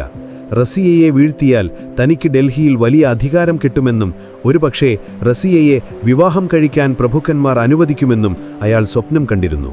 പക്ഷേ കാര്യം കഴിഞ്ഞപ്പോൾ കറിവേപ്പില പോലെ തന്നെ വലിച്ചെറിഞ്ഞ കാര്യം അയാൾക്ക് ബോധ്യമായി തുടങ്ങി. തടവറയിൽ കിടന്ന റസിയയ്ക്ക് പുറം ലോകത്തെ ഈ വിവരങ്ങൾ കിട്ടുന്നുണ്ടായിരുന്നു. അൽത്തൂനിയയുടെ മുഖത്തെ നിരാശയും ദേഷ്യവും അവൾ കൃത്യമായി വായിച്ചെടുത്തു. തൻ്റെ പഴയ ബാല്യകാല സുഹൃത്ത് ഇപ്പോൾ വലിയൊരു ധർമ്മസങ്കടത്തിലാണെന്ന് അവൾക്ക് മനസ്സിലായി. റസിയയ്ക്കറിയാം അൽത്തൂനിയയ്ക്ക് തന്നോട് വ്യക്തിപരമായ വിരോധമില്ലെന്നും മറിച്ച് അധികാരമോഹവും തെറ്റിദ്ധാരണയും മാത്രമാണെന്നുമുള്ളത്. ശത്രുവിൻ്റെ ശത്രു മിത്രം എന്ന പഴയ തന്ത്രം പുറത്തെടുക്കാൻ റസിയ തീരുമാനിച്ചു. ഒരു ദിവസം അൽത്തൂനിയ തടവറയിൽ പരിശോധനയ്ക്കെത്തിയപ്പോൾ റസിയ അദ്ദേഹത്തെ സംസാരിക്കാൻ ക്ഷണിച്ചു. അന്നവിടെ നടന്ന സംഭാഷണം ചരിത്രത്തിൻ്റെ ഗതി തന്നെ മാറ്റിമറിച്ചു. റസിയ അൽത്തൂനിയയുടെ കണ്ണുകളിലേക്ക് നോക്കി ചോദിച്ചു, എൻ്റെ തോൽവി നിനക്കെന്തു നേടിത്തന്നു അൽത്തൂനിയ? ഡൽഹിയിലെ ആ കഴുകന്മാർ നിന്നെയും ചതിച്ചില്ലേ? നീ അവർക്കു വേണ്ടി പാവയെപ്പോലെ ആടില്ലേ? റസിയയുടെ ഓരോ ചോദ്യവും അൽത്തൂനിയയുടെ നെഞ്ചിൽ തറച്ചു. കാരണം അത് പച്ച പരമാർത്ഥമായിരുന്നു. താൻ വെറുമൊരു ജയിലർ മാത്രമായി ഒതുങ്ങിപ്പോയെന്ന് അയാൾക്ക് തോന്നിത്തുടങ്ങിയിരുന്നു. റസിയ അവിടെ വെച്ച് ഒരു ഡീൽ മുന്നോട്ട് വെച്ചു. വികാരഭരിതമായ ഒരു പ്രണയാഭ്യർത്ഥനയല്ല, മറിച്ച് പക്കാ രാഷ്ട്രീയ ലാഭമുള്ളൊരു ഉടമ്പടി. നോക്കൂ, നമ്മൾ രണ്ടുപേരും ഒരേ ആളുകളാൽ വഞ്ചിക്കപ്പെട്ടവരാണ്. നീ എന്നെ ഇവിടെ തടവിലിട്ടതുകൊണ്ട് നിനക്കൊന്നും കിട്ടാൻ പോകുന്നില്ല. ഞാൻ ഇവിടെ കിടന്ന് നരകിച്ചു മരിക്കും. നീ ഇവിടെ കാവൽക്കാരനായി കാലം കഴിക്കും. പക്ഷേ നമ്മൾ ഒന്നിച്ചാലോ? റസിയയുടെ വാക്കുകൾ അൽത്തൂനിയയെ ചിന്തിപ്പിച്ചു. ഡൽഹി തിരിച്ചുപിടിക്കാനുള്ള റസിയയുടെ പ്ലാൻ കേട്ടപ്പോൾ അയാളുടെ പഴയ സുഹൃത്തും പോരാളിയുമായ മനസ്സുണർന്നു. അൽത്തൂനിയയ്ക്ക് മുന്നിൽ 2 വഴികളാണുണ്ടായിരുന്നത്. 1, ഡൽഹിയിലെ പ്രഭുക്കന്മാരുടെ ഔദാര്യത്തിനായി കാത്തു നിൽക്കുക. 2, ഇന്ത്യ കണ്ട ഏറ്റവും കരുത്തയായ ഭരണാധികാരിയുടെ കൂടെ ചേർന്ന് ഡൽഹി പിടിച്ചടക്കുക. റസിയ വെറുമൊരു സഖ്യം മാത്രമല്ല വാഗ്ദാനം ചെയ്തത്. അവൾ പറഞ്ഞു, എന്നെ വിവാഹം കഴിക്കുക. അങ്ങനെയാകുമ്പോൾ, ഞാൻ സുൽത്താനാകുമ്പോൾ നീ എൻ്റെ ഭർത്താവും രാജ്യത്തിൻ്റെ പ്രധാനപ്പെട്ട അധികാര സ്ഥാനത്തുള്ള ആളുമായി മാറും. ഇത് അൽത്തൂനിയെ സംബന്ധിച്ചിടത്തോളം ലോട്ടറി ആയിരുന്നു. താൻ ആഗ്രഹിച്ച സ്ത്രീയെയും കിട്ടും, നഷ്ടപ്പെട്ട അധികാരവും കിട്ടും. അയാൾക്ക് രണ്ടാമതൊന്ന് ആലോചിക്കേണ്ടി വന്നില്ല. ഇന്നലെ വരെ വാളെടുത്ത് പോരാടിയവർ ഇന്ന് കൈകോർക്കാൻ തീരുമാനിച്ചു. തടവറയുടെ ഇരുട്ടിൽ വെച്ച് ആ തീരുമാനം ഉറപ്പിച്ചു. 1240 സെപ്റ്റംബർ മാസത്തിൽ ഭട്ടിൻഡ കോട്ട ഒരു അപൂർവ വിവാഹത്തിന് സാക്ഷിയായി. തടവുകാരിയായ റസിയ സുൽത്താനും ജയിലറായ മാലിക് അൽത്തൂനിയയും തമ്മിലുള്ള വിവാഹം. ആർഭാടങ്ങളോ ഘോഷയാത്രകളോ ഇല്ലാത്ത തികച്ചും ലളിതമായ ചടങ്ങ്. പക്ഷേ അതിൻ്റെ രാഷ്ട്രീയ പ്രാധാന്യം വളരെ വലുതായിരുന്നു. ഈ വാർത്ത കാട്ടുതീ പോലെ ഡൽഹിയിലേക്ക് പടർന്നു. കൊട്ടാരത്തിൽ മദ്യമിച്ച് ലെക്കുകെട്ട് കിടന്നിരുന്ന പ്രഭുക്കന്മാർ ഞെട്ടിത്തെരിച്ചു. എന്ത്, റസിയയും അൽത്തൂനിയയും വിവാഹം കഴിച്ചെന്നോ? ശത്രുക്കൾ തമ്മിൽ കല്യാണമോ? അവർക്കത് വിശ്വസിക്കാൻ കഴിഞ്ഞില്ല. അവർ കരുതിയത് റസിയ തടവറയിൽ കിടന്ന് നശിക്കുമെന്നാണ്. പക്ഷേ അവൾ ഫീനിക്സ് പക്ഷിയെപ്പോലെ ഉയർത്തെഴുന്നേറ്റിരിക്കുന്നു. ഈ വിവാഹം വെറുമൊരു സർവൈവൽ സ്ട്രാറ്റജി മാത്രമായിരുന്നില്ല. റസിയയ്ക്ക് അൽത്തൂനിയയോട് പഴയ സൗഹൃദത്തിൻ്റെ ഒരു അംശം അപ്പോഴും ബാക്കിയുണ്ടായിരുന്നു. അൽത്തൂനിയയ്ക്കാകട്ടെ കുറ്റബോധവും ആരാധനയും കലർന്നൊരു വികാരമായിരുന്നു. യാക്കൂത്തിനെ കൊന്നതിൽ തനിക്ക് പങ്കുണ്ടെന്ന സത്യം അൽത്തൂനിയയെ വേട്ടയാടിയിട്ടുണ്ടാവാം. അതിനുള്ള പ്രായശ്ചിത്തവും കൂടിയായിരുന്നു റസിയയെ സഹായിക്കുക എന്നത്. റസിയാകട്ടെ യാക്കൂത്തിനെ നഷ്ടപ്പെട്ട വേദന ഉള്ളിലൊതുക്കി രാജ്യത്തിനു വേണ്ടി വ്യക്തിപരമായ വികാരങ്ങളെ ബലി കഴിച്ചു. ഒരു ഭരണാധികാരിക്ക് പലപ്പോഴും ഹൃദയം പണയം വെക്കേണ്ടി വരുമെന്ന് അവൾ തെളിയിക്കുകയായിരുന്നു. വിവാഹശേഷം അൽത്തൂനിയ വെറുതെയിരുന്നില്ല. അദ്ദേഹം തൻ്റെ പഴയ സ്വാധീനം ഉപയോഗിച്ച് ഒരു സൈന്യത്തെ സംഘടിപ്പിച്ചു. പഞ്ചാബിലെ ധീരരായ ഗോത്രവർഗക്കാരായ ഖോക്കർ വിഭാഗത്തെയും ജാട്ട് വംശജരെയും രജപുത്രരെയും അവർ തങ്ങളുടെ പക്ഷത്ത് ചേർത്തു. കൂടാതെ റസിയയോട് ഇപ്പോഴും കൂറുള്ള പഴയ സൈനികരും അവർക്കൊപ്പം കൂടി. അങ്ങനെ ഭട്ടിൻഡയിൽ നിന്ന് ഡൽഹിയിലേക്ക് ഒരു വലിയ പടയോട്ടത്തിന് കളമൊരുങ്ങി. ഞാൻ തിരിച്ചു വരുന്നു എന്ന റസിയുടെ സന്ദേശം കാട്ടിലൂടെ ഡൽഹിയിലെത്തി. ഇവിടെ രസകരമായൊരു കാര്യം ഡൽഹിയിലെ പുതിയ സുൽത്താൻ ബഹ്റാം ഷായുടെ അവസ്ഥയാണ്. റസിയ വരുന്നുണ്ടെന്നറിഞ്ഞപ്പോൾ പുള്ളിക്കാരൻ ആകെ വിയർത്തു. കാരണം റസിയുടെ മുൻപിൽ നിൽക്കാനുള്ള കപ്പാസിറ്റി തനിക്കില്ലെന്ന് പാവത്തിനറിയാം. പ്രഭുക്കന്മാരാണ് അദ്ദേഹത്തെ ധൈര്യം സംഭരിപ്പിച്ചത്. പേടിക്കേണ്ട സുൽത്താനെ, ആ പെണ്ണിനെയും അവളുടെ പുതിയ ഭർത്താവിനെയും നമ്മൾ പാഠം പഠിപ്പിക്കും എന്നവർ വീമ്പളക്കി. പക്ഷെ അവരുടെ ഉള്ളിലും ഭയമുണ്ടായിരുന്നു. കാരണം റസിയ ഇപ്പോൾ ഒറ്റയ്ക്കല്ല, അൽത്തൂനിയ എന്ന തന്ത്രശാലിയായ പോരാളിയും കൂടെയുണ്ട്. വിവാഹത്തിന് ശേഷം റസിയുടെ മുഖത്ത് പഴയ പ്രതാപം തിരിച്ചെത്തി. തടവറയിലെ ക്ഷീണം മാറി അവൾ വീണ്ടും പടയങ്കി അണിഞ്ഞു. അൽത്തൂനിയയോടൊപ്പം കുതിരപ്പുറത്തിരിക്കുന്ന റസിയയെ കണ്ടപ്പോൾ സൈനികർക്ക് വലിയ ആവേശം തോന്നി.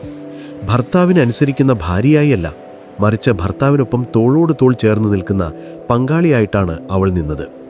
അൽത്തൂനിയയും റസിയുടെ മേൽക്കോയ്മ അംഗീകരിച്ചു. നീയാണ് സുൽത്താൻ, ഞാൻ നിന്റെ സൈന്യാധിപൻ എന്ന നിലയിലായിരുന്നു അദ്ദേഹത്തിൻ്റെ പെരുമാറ്റം. അങ്ങനെ ചരിത്രത്തിലെ ഏറ്റവും അപ്രതീക്ഷിതമായ ആ സഖ്യം ഡൽഹി ലക്ഷ്യമാക്കി നീങ്ങിത്തുടങ്ങി. വഴിനീളെ ഗ്രാമങ്ങളിൽ നിന്ന് ആളുകൾ റസിയയെ കാണാൻ ഓടിക്കൂടി. നമ്മുടെ സുൽത്താൻ തിരിച്ചു വരുന്നു എന്ന വാർത്ത അവർക്ക് പെരുന്നാൾ പോലെയായിരുന്നു. സ്ത്രീകളും കുട്ടികളും റസിയയ്ക്ക് വേണ്ടി പ്രാർത്ഥിച്ചു. ജനങ്ങളുടെ ഈ പിന്തുണയാണ് റസിയയ്ക്ക് ആത്മവിശ്വാസം നൽകിയത്.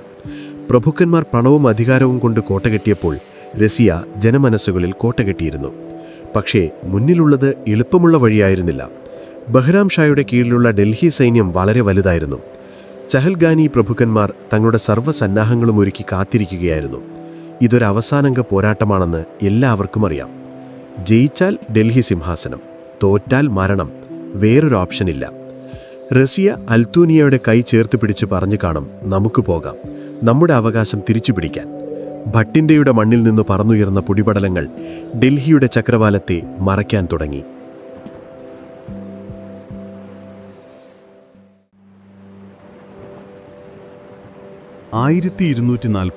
ഒക്ടോബർ മാസം, ഉത്തരേന്ത്യൻ സമതലങ്ങളിൽ ശൈത്യകാലം തുടങ്ങാറായ സമയം. പക്ഷേ അന്നവിടെ വീശിയ കാറ്റിന് മഞ്ഞുകാലത്തിൻ്റെ തണുപ്പായിരുന്നില്ല, മറിച്ച് യുദ്ധത്തിൻ്റെ ചൂടായിരുന്നു. ഭട്ടിൻഡയിൽ നിന്ന് പുറപ്പെട്ട റസിയയുടെയും അൽത്തൂനിയയുടെയും സൈന്യം ഡൽഹിയുടെ അതിർത്തി ലക്ഷ്യമാക്കി കുതിക്കുകയായിരുന്നു. ഇതൊരു വെറും സൈനിക നീക്കമായിരുന്നില്ല. ഒരു കാലത്ത് ഒരേ പാത്രത്തിൽ നിന്ന് ഭക്ഷണം കഴിച്ച, ഒരേ കൊട്ടാരത്തിൽ കളിച്ചു വളർന്ന സഹോദരങ്ങൾ തമ്മിലുള്ള ജീവൻ മരണ പോരാട്ടമായിരുന്നു അത്. ഒരു വശത്ത് സിംഹാസനം തിരിച്ചുപിടിക്കാൻ വരുന്ന അർഹതപ്പെട്ട സുൽത്താൻ റസിയ, മറുവശത്ത് പ്രഭുക്കന്മാരുടെ കയ്യിലെ പാവയായ സഹോദരൻ ബഹ്റാം ഷാ. ഡൽഹിയിലെ സിംഹാസനത്തിലിരുന്ന ബഹ്റാം ഷായുടെ കാര്യം കഷ്ടമായിരുന്നു. ചേച്ചി വരുന്നുണ്ട് എന്ന് കേട്ടപ്പോഴേ കക്ഷിയുടെ മുട്ടിടിക്കാൻ തുടങ്ങിയിരുന്നു. പക്ഷേ അദ്ദേഹത്തിൻ്റെ പിന്നിൽ ഉരുക്കുപോലെ ഉറച്ചു നിന്നത് ആ 40 പ്രഭുക്കന്മാരായിരുന്നു. അവർക്കതൊരു നിലനിൽപ്പിൻ്റെ പ്രശ്നമാണ്. റസിയ ജയിച്ചാൽ അവരുടെ തലകൾ ഡൽഹി ഗേറ്റിൽ തൂങ്ങുമെന്ന് അവർക്ക് ഉറപ്പാണ്. അതുകൊണ്ട് ഖജനാവ് തുറന്ന് പണമൊഴുക്കി അവർ വലിയൊരു സൈന്യത്തെ സജ്ജമാക്കി. റസിയെ നേരിടാൻ അവർ തെരഞ്ഞെടുത്ത സ്ഥലം കൈതൽ എന്ന പ്രദേശത്തിനടുത്തായിരുന്നു. രണഭൂമിയിലെ കാഴ്ച ഭയാനകമായിരുന്നു. 2 സൈന്യങ്ങളും മുഖാമുഖം നിൽക്കുന്നു. റസിയയുടെ പക്ഷത്ത് പഞ്ചാബിലെ ഗോത്രവർഗക്കാരും അൽത്തൂനിയയുടെ വിശ്വസ്തരും റസിയോട് കൂറുള്ള പഴയ ഭടന്മാരും മാത്രം. മറുവശത്ത് ഡൽഹി സുൽത്താനേറ്റിൻ്റെ ഔദ്യോഗിക സൈന്യം, ആനപ്പട, കുതിരപ്പട, പിന്നെ ഏറ്റവും മികച്ച ആയുധങ്ങൾ. എണ്ണത്തിൽ ബഹ്റാം ഷായുടെ സൈന്യമായിരുന്നു കൂടുതൽ, പക്ഷേ ആവേശത്തിൽ റസിയയുടെ സൈന്യമായിരുന്നു മുന്നിൽ.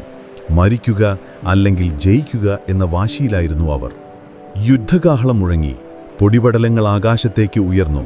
പിന്നെ കേട്ടത് ലോഹങ്ങൾ കൂട്ടിമുട്ടുന്ന ശബ്ദവും കുതിരകളുടെ ചിഹ്നം വിളിയും മനുഷ്യരുടെ നിലവിളികളും മാത്രം. റസിയ വെറുമൊരു കാഴ്ചക്കാരിയായി പിന്നിൽ നിന്നില്ല. അവൾ പടക്കളത്തിൻ്റെ മധ്യത്തിൽ കുതിരപ്പുറത്ത് പാറിപ്പറക്കുന്ന വസ്ത്രങ്ങളുമായി വാളേന്തി ശത്രുക്കളെ നേരിട്ടു. ഒരു സ്ത്രീ ഇത്രയും രൗദ്രഭാവത്തിൽ യുദ്ധം ചെയ്യുന്നത് കണ്ട് ഡൽഹി സൈനികർ പോലും ഒന്ന് അമ്പരന്നു പോയി കാണും. അവളുടെ ഓരോ വെട്ടും കൃത്യമായിരുന്നു. തൻ്റെ നഷ്ടപ്പെട്ട അധികാരം മാത്രമല്ല, തൻ്റെ അഭിമാനം കൂടിയാണ് അവൾ തിരിച്ചുപിടിക്കാൻ ശ്രമിക്കുന്നത്. അൽത്തൂനിയെയും ഒട്ടും മോശമാക്കിയില്ല. തൻ്റെ ഭാര്യയ്ക്കു വേണ്ടിയും തൻ്റെ നഷ്ടപ്പെട്ട പ്രതാപത്തിനു വേണ്ടിയും അദ്ദേഹം സിംഹത്തെ പോലെ പോരാടി. റസിയയും അൽത്തൂനിയെയും ചേർന്ന് നടത്തുന്ന മുന്നേറ്റം കണ്ട് ഒരു വേള ഡൽഹി സൈന്യം ഒന്ന് പതറി. ഇവർ ജയിക്കുമോ എന്ന് പ്രഭുക്കന്മാർ ഭയന്ന നിമിഷങ്ങൾ. ബഹ്റാം ഷാ പല്ലക്കിലിരുന്ന് വിറയ്ക്കുകയായിരുന്നു. പക്ഷേ യുദ്ധം ജയിക്കാൻ ആവേശം മാത്രം പോരല്ലോ, തന്ത്രങ്ങളും അച്ചടക്കമുള്ള സൈന്യവും വേണം. അവിടെയാണ് റസിയയ്ക്ക് പിഴച്ചത്. റസിയയുടെ സൈന്യത്തിൻ്റെ വലിയൊരു ഭാഗം കൂലിപ്പട്ടാളമായിരുന്നു. ഗോത്രവർഗക്കാരായ അവർക്ക് റസിയയോട് സ്നേഹമുണ്ടായിരുന്നെങ്കിലും മരണം മുന്നിൽ കണ്ടപ്പോൾ അവരുടെ മനസ്സ് മാറി. ഡൽഹി സൈന്യത്തിൻ്റെ ചിട്ടയായ ആക്രമണത്തിനു മുന്നിൽ പിടിച്ചു നിൽക്കാൻ അവർക്ക് കഴിഞ്ഞില്ല. മാത്രമല്ല, പ്രഭുക്കന്മാർ നേരത്തെ തന്നെ റസിയയുടെ സൈന്യത്തിലെ ചില തലവന്മാരെ പണം കൊടുത്ത് വശത്താക്കിയിരുന്നു എന്ന് പറയപ്പെടുന്നു. യുദ്ധം മുറുകുന്നതിനിടയിൽ റസിയെ വിശ്വസിച്ച പലരും പിന്തിരിഞ്ഞോടാൻ തുടങ്ങി. ഇതൊരു വലിയ ചതിയായിരുന്നു. കൺമുന്നിൽ തൻ്റെ സൈന്യം ഉരുകിത്തീരുന്നത് റസിയ നിസ്സഹായതയോടെ കണ്ടു. അൽത്തൂനിയ ആവുന്നത്ര ശ്രമിച്ചു സൈന്യത്തെ പിടിച്ചു നിർത്താൻ. ഓടരുത്, പോരാടൂ എന്ന് അദ്ദേഹം അലറി വിളിച്ചു. പക്ഷെ ഭയം പടർന്നു പിടിച്ചാൽ പിന്നെ അതിനെ തടുത്തു നിർത്താൻ ഒരാജ്ഞയ്ക്കും കഴിയില്ല. ഡൽഹി സൈന്യം റസിയയെയും അൽത്തൂനിയെയും വരിഞ്ഞു മുറുക്കാൻ തുടങ്ങി. ശത്രുക്കളുടെ വലയം മുറുകി വരുന്നത് അവർ തിരിച്ചറിഞ്ഞു. ഈ സമയം പ്രഭുക്കന്മാർ ആർപ്പ് വിളിക്കുകയായിരുന്നു, പിടിക്കവളെ, ജീവനോടെയോ അല്ലാതെയോ. അവരുടെ ശബ്ദത്തിൽ പകയുടെയും വിജയത്തിൻ്റെയും ക്രൂരമായ സന്തോഷമുണ്ടായിരുന്നു. റസിയയ്ക്ക് മനസ്സിലായി, ഇനിയും ഇവിടെ തുടർന്നാൽ മരണം സുനിശ്ചിതമാണ്. പിടിക്കപ്പെട്ടാൽ ലഭിക്കാൻ പോകുന്നത് ക്രൂരമായ പീഡനങ്ങളായിരിക്കും. ഡൽഹി എന്ന സ്വപ്നം കൺമുന്നിൽ വെച്ച് തകർന്നു വീഴുന്നു. ഇനി ഒരിക്കലും ആ സിംഹാസനത്തിൽ ഇരിക്കാൻ കഴിയില്ലെന്ന യാഥാർത്ഥ്യം അവൾക്ക് ഉൾക്കൊള്ളേണ്ടി വന്നു. യുദ്ധക്കളത്തിലെ പൊടിപടലങ്ങൾക്കിടയിലൂടെ റസിയയും അൽത്തൂനിയെയും പരസ്പരം നോക്കി. വാക്കുകൾ ആവശ്യമില്ലാത്തൊരു നിമിഷമായിരുന്നു അത്. നമ്മൾ തോറ്റു. ആ നോട്ടത്തിൻ്റെ അർത്ഥം അതായിരുന്നു. ഇനി ഒരേ ഒരു വഴി മാത്രം, രക്ഷപ്പെടുക. ഡൽഹി സൈന്യം പൂർണ്ണമായും വലയുന്നതിനു മുൻപ് ആ ചക്രവ്യൂഹം ഭേദിച്ച് പുറത്തു കടക്കണം. അൽത്തൂനിയ തൻ്റെ വാളുകൊണ്ട് ശത്രുക്കളെ വെട്ടിമാറ്റി റസിയയ്ക്ക് വഴിയൊരുക്കി. അവർ കുതിരകളെ തിരിച്ചു. ഡൽഹിയുടെ ഗോപുരങ്ങൾ ദൂരെ കാണാമായിരുന്നു. പക്ഷേ അത് കയ്യെത്താ ദൂരത്തായി പോയി. പിൻവാങ്ങൽ ഒരിക്കലും എളുപ്പമായിരുന്നില്ല. ശത്രുക്കൾ പിന്നാലെ പാഞ്ഞു. പക്ഷെ റസിയയുടെയും അൽത്തൂനിയയുടെയും കുതിരസവാരിയിലുള്ള മികവ് അവരെ രക്ഷിച്ചു. അവർ കാറ്റിൽ പറക്കുന്ന വേഗത്തിൽ കൈതൽ എന്ന സ്ഥലത്തേക്ക് കുതിച്ചു. പിന്നാലെ വന്ന സൈനികർക്ക് അവരെ പിടിക്കാൻ കഴിഞ്ഞില്ല. കുറേ ദൂരം ഓടിച്ചുവിട്ട ശേഷം ഇനി അവർ കാട്ടിൽ കിടന്ന് മരിച്ചോളുമെന്ന് കരുതി ഡൽഹി സൈന്യം മടങ്ങിപ്പോയി. വിജയിച്ചെന്ന അഹങ്കാരത്തോടെ അവർ ബെഹ്റാം ഷായെയും കൊണ്ട് ഡൽഹിയിലേക്ക് ഘോഷയാത്ര നടത്തി. ഇവിടെ വിജനമായ പാതയിൽ റസിയയും അൽത്തൂനിയയും തനിച്ചായി. കൂടെയുണ്ടായിരുന്ന വമ്പൻ സൈന്യം എവിടെയോ അപ്രത്യക്ഷമായിരിക്കുന്നു. അവശേഷിക്കുന്നത് തളർന്ന 2 കുതിരകളും തകർന്ന 2 മനുഷ്യരും മാത്രം. റസിയയുടെ പടയങ്കിയിൽ ചോരപ്പാടുകളുണ്ടായിരുന്നു. ശരീരം മുഴുവൻ വേദനയായിരുന്നു. പക്ഷെ അതിനേക്കാൾ വേദന അവളുടെ മനസ്സിനായിരുന്നു. തൻ്റെ പിതാവ് ഏൽപ്പിച്ച സാമ്രാജ്യം, തൻ്റെ ജനങ്ങൾ എല്ലാം നഷ്ടപ്പെട്ടിരിക്കുന്നു. ഇന്നലെ വരെ ആയിരങ്ങൾ ജയ് വിളിച്ചിരുന്ന സുൽത്താൻ ഇന്ന് സ്വന്തം രാജ്യത്ത് ഒരു അഭയാർത്ഥിയെപ്പോലെ ഓടി ഒളിക്കേണ്ടി വരുന്നു. ഒക്ടോബറിലെ പകലുകൾക്ക് നീളം കുറവാണ്. സൂര്യൻ അസ്തമിക്കാറായി. ചുറ്റും ഇരുട്ട് പരയ്ക്കാൻ തുടങ്ങി. അവർക്ക് വിശ്രമിക്കാൻ സുരക്ഷിതമായ ഒരിടം വേണം. കൈതലിലെ കൊടുങ്കാടുകളിലേക്കാണ് അവർ എത്തിച്ചേർന്നത്. വഴിതെറ്റിയ അവസ്ഥ. ഭക്ഷണവുമില്ല, വെള്ളവുമില്ല. ദാഹം കൊണ്ട് തൊണ്ട വരണ്ടു. അൽത്തുനിയ റസിയയെ ആശ്വസിപ്പിക്കാൻ ശ്രമിച്ചു. നമുക്കിനിയും അവസരമുണ്ട്, നമ്മൾ ജീവനോടെ ഉണ്ടല്ലോ, അദ്ദേഹം പറഞ്ഞു കാണും. പക്ഷെ റസിയ മൗനത്തിലായിരുന്നു. ഒരു ഭരണാധികാരിക്ക് അധികാരം നഷ്ടപ്പെട്ടാൽ പിന്നെ ജീവന് എന്ത് വിലയാണുള്ളത്? കാടിന്റെ വന്യത അവരെ ഭയപ്പെടുത്തിയില്ല. കാരണം മനുഷ്യരെക്കാൾ ക്രൂരത മൃഗങ്ങൾ കാണിക്കില്ലെന്ന് അവർക്കറിയാമായിരുന്നു. അവർ ഒരു മരച്ചുവട്ടിൽ കുതിരകളെ കെട്ടി. തളർച്ച കൊണ്ട് അവർ അവിടെ തന്നെ ഇരുന്നു. ആകാശത്ത് നക്ഷത്രങ്ങൾ തെളിഞ്ഞു തുടങ്ങി. ഡൽഹിയിലെ കൊട്ടാരത്തിൽ ഇപ്പോൾ പ്രഭുക്കന്മാർ മദ്യപിച്ച് ആഘോഷിക്കുകയാവും. റസിയയുടെ പതനം അവർ കൊണ്ടാടുകയാവും. ഇതാലോചിക്കുമ്പോൾ റസിയുടെ ഉള്ളിൽ കനലെരിഞ്ഞു.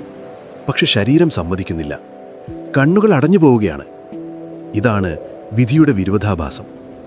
ഇന്ത്യ കണ്ട ഏറ്റവും കരുത്തയായ സ്ത്രീ. ഒരു കാലത്ത് ആനപ്പുറത്തെഴുന്നള്ളുമ്പോൾ രാജാക്കന്മാർ പോലും തലകുനിച്ചിരുന്ന റസിയ സുൽത്താൻ ഇപ്പോൾ ഒരു കഷ്ണം റൊട്ടിക്കുപോലും വകയില്ലാതെ കാട്ടിലലയുന്നു. കൂടെയുള്ളത് സ്നേഹിച്ച പുരുഷൻ മാത്രം. അവർ പരസ്പരം കൈകോർത്ത് പിടിച്ചു.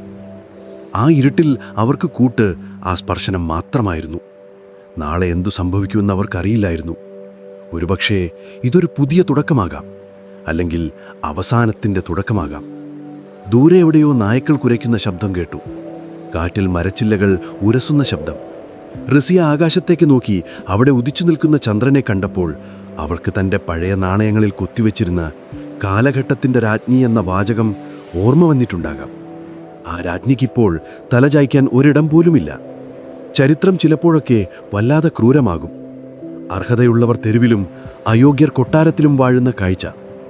ആ രാത്രി കൈതലിലെ കാടുകൾ റസിയയുടെയും അൽത്തുനിയുടെയും അവസാനത്തെ ഉറക്കത്തിന് സാക്ഷിയാകാൻ പോകുകയായിരുന്നു.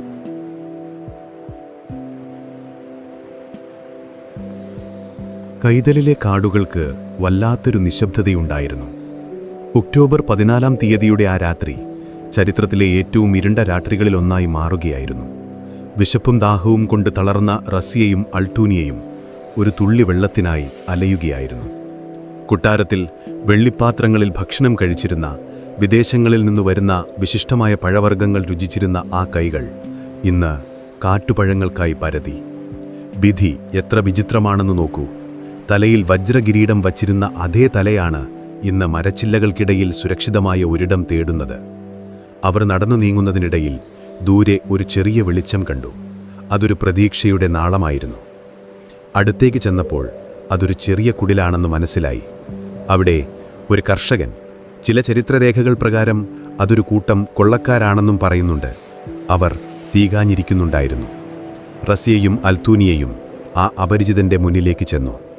അവരുടെ വേഷം കണ്ട് അയാളൊന്ന് അമ്പരന്നു. മുഷിഞ്ഞതും കീറിയതുമാണെങ്കിലും ആ വസ്ത്രങ്ങളിൽ രാജകീയമായ എന്തോ ഒന്ന് അവശേഷിക്കുന്നുണ്ടായിരുന്നു. റസിയയുടെ അരയിൽ കിടന്നിരുന്ന വാളും കഴുത്തിലെ മുത്തുകളും ആ വെളിച്ചത്തിൽ തിളങ്ങി. റസിയ ആ മനുഷ്യനോട് ഭക്ഷണം ചോദിച്ചു. ഞങ്ങൾക്ക് വിശക്കുന്നു, കഴിക്കാൻ എന്തെങ്കിലും തരൂ. ഡൽഹി മുഴുവൻ ഭരിച്ചിരുന്ന 10,000 അന്നം കൊടുത്തിരുന്ന സുൽത്താനാണ് ഒരു നേരത്തെ ഭക്ഷണത്തിന് വേണ്ടി യാചിക്കുന്നത്. ആ കർഷകൻ അവർക്ക് കുറച്ച് റൊട്ടിയും വെള്ളവും കൊടുത്തു. അവർ അത് ആർത്തിയോടെ കഴിച്ചു. വിശപ്പ് മാറിയപ്പോൾ ക്ഷീണം അവരെ കീഴ്പ്പെടുത്തി. ഞങ്ങളിവിടെ ഒന്ന് വിശ്രമിച്ചോട്ടെ എന്നവർ ചോദിച്ചു. ആ മനുഷ്യൻ സമ്മതിച്ചു. അൽത്തൂനിയയും റസ്യയും ആ മരച്ചുവടിൽ കരിയിലകൾക്കു മുകളിൽ കിടന്നുറങ്ങി. ദിവസങ്ങളായി ഉറക്കമില്ലാത്ത അവരുടെ കണ്ണുകൾ അടഞ്ഞുപോയി. എന്നാൽ ആ കർഷകന്റെ കണ്ണുകൾ തുറന്നിരിക്കുകയായിരുന്നു. അയാളുടെ ശ്രദ്ധ മുഴുവൻ റസിയ ധരിച്ചിരുന്ന വിലപിടിപ്പുള്ള ആഭരണങ്ങളിലായിരുന്നു. വസ്ത്രത്തിനടിയിൽ മിന്നിത്തിളങ്ങുന്ന സ്വർണവും രത്നവും അയാളുടെ അത്യാഗ്രഹത്തെ ഉണർത്തി. ഇവർ ആരാണെന്നോ ഇവരുടെ വിലയെന്താണെന്നോ അയാൾക്കറിയില്ലായിരുന്നു. അയാളെ സംബന്ധിച്ചിടത്തോളം വഴിതെറ്റിവന്ന ഏതോ പണക്കാരായ യാത്രക്കാർ മാത്രമായിരുന്നു അവർ. ഇവരെ തീർത്താൽ ഈ സമ്പത്ത് മുഴുവൻ എനിക്ക് സ്വന്തം എന്ന ക്രൂരമായ ചിന്ത അയാളുടെ തലയിൽ ഉദിച്ചു. റസിയ ഗാഠനിദ്രയിലായിരുന്നു. ഒരുപക്ഷെ ആ ഉറക്കത്തിൽ അവൾ സ്വപ്നം കണ്ടിട്ടുണ്ടാകാം. തൻ്റെ പ്രിയപ്പെട്ട ഡൽഹി, അവിടുത്തെ തെരുവുകൾ, ആനപ്പുറത്തിലുള്ള സവാരി, ജനങ്ങളുടെ സ്നേഹം. എന്നാൽ ആ സ്വപ്നം പൂർത്തിയാക്കാൻ വിധി അവളെ അനുവദിച്ചില്ല.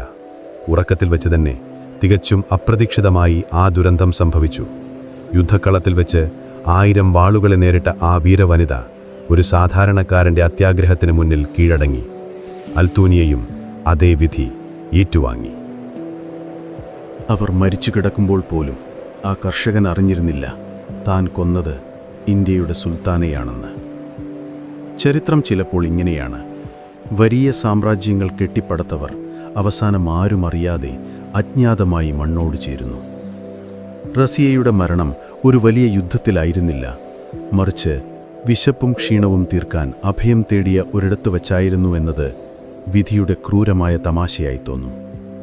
പിറ്റേന്ന് രാവിലെ സൂര്യൻ ഉദിച്ചപ്പോൾ കൈത്തലിലെ കാടുകളിൽ 2 മൃതശരീരങ്ങൾ അനാഥമായി കിടപ്പുണ്ടായിരുന്നു. ഡൽഹിയുടെ സിംഹം അന്ത്യവിശ്രമം കൊണ്ടത് കാട്ടിലെ ഇലകൾക്കിടയിലായിരുന്നു. അധികം താമസിയാതെ റസിയ കൊല്ലപ്പെട്ട വിവരം നാട്ടിലെങ്ങും പാട്ടായി. ആഭരണങ്ങൾ വിൽക്കാൻ ശ്രമിച്ച കർഷകൻ പിടിയിലായെന്നും അങ്ങനെയാണ് സത്യം പുറത്തു വന്നതെന്നും പറയപ്പെടുന്നു. ഡൽഹിയിലെ ജനങ്ങൾ ഈ വാർത്ത കേട്ട് ഞെട്ടിത്തരിച്ചു. തങ്ങളുടെ പ്രിയപ്പെട്ട സുൽത്താൻ ഇനിയില്ല എന്നത് അവർക്ക് വിശ്വസിക്കാൻ കഴിഞ്ഞില്ല. പ്രഭുക്കന്മാർക്ക് ആശ്വാസമായിട്ടുണ്ടാകാം, പക്ഷേ സാധാരണക്കാരുടെ ഉള്ളിൽ അതൊരു വലിയ മുറിവായി മാറി. റസിയ സുൽത്താനെ അടക്കം ചെയ്തത് എവിടെയാണെന്ന കാര്യത്തിൽ ഇന്നും തർക്കങ്ങളുണ്ട്. പഴയ ഡൽഹിയിലെ തുർക്കുമാൻ ഗേറ്റിനടുത്താണ് അവരുടെ ശവകുടീരം എന്ന് വിശ്വസിക്കപ്പെടുന്നു. ഇന്നും ഇടുങ്ങിലെ തെരുവുകൾക്കിടയിൽ ആർഭാടങ്ങളില്ലാത്ത ഒരു സാധാരണ ശവകുടീരമായി അത് നിലനിൽക്കുന്നു.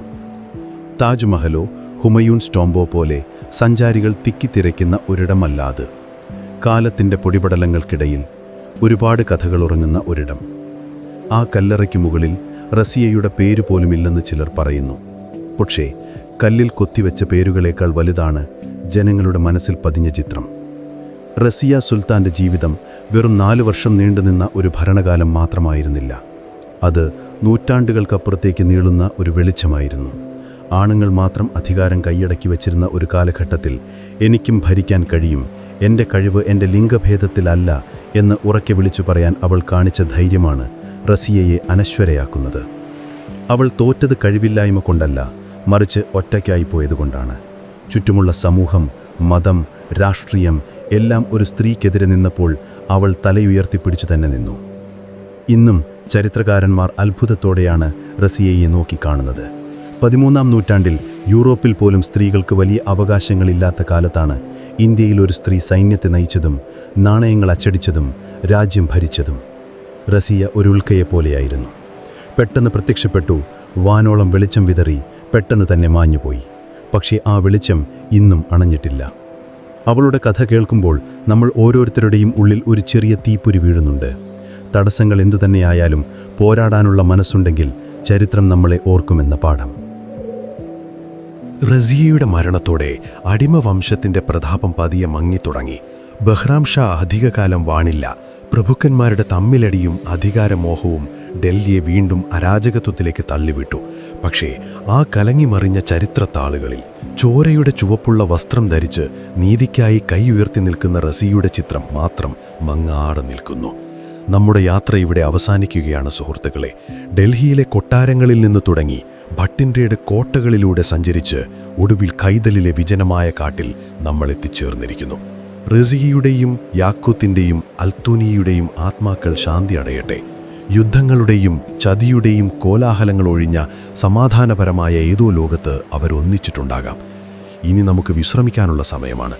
ചരിത്രത്തിലെ ഈ വലിയ ഏടുകൾ മടക്കിവെച്ച് നമുക്ക് വർത്തമാനകാലത്തെ ശാന്തതയിലേക്ക് മടങ്ങാം. നിങ്ങളുടെ കണ്ണുകൾ ഇപ്പോൾ ഭാരമുള്ളതായി തോന്നുന്നുണ്ടാകാം.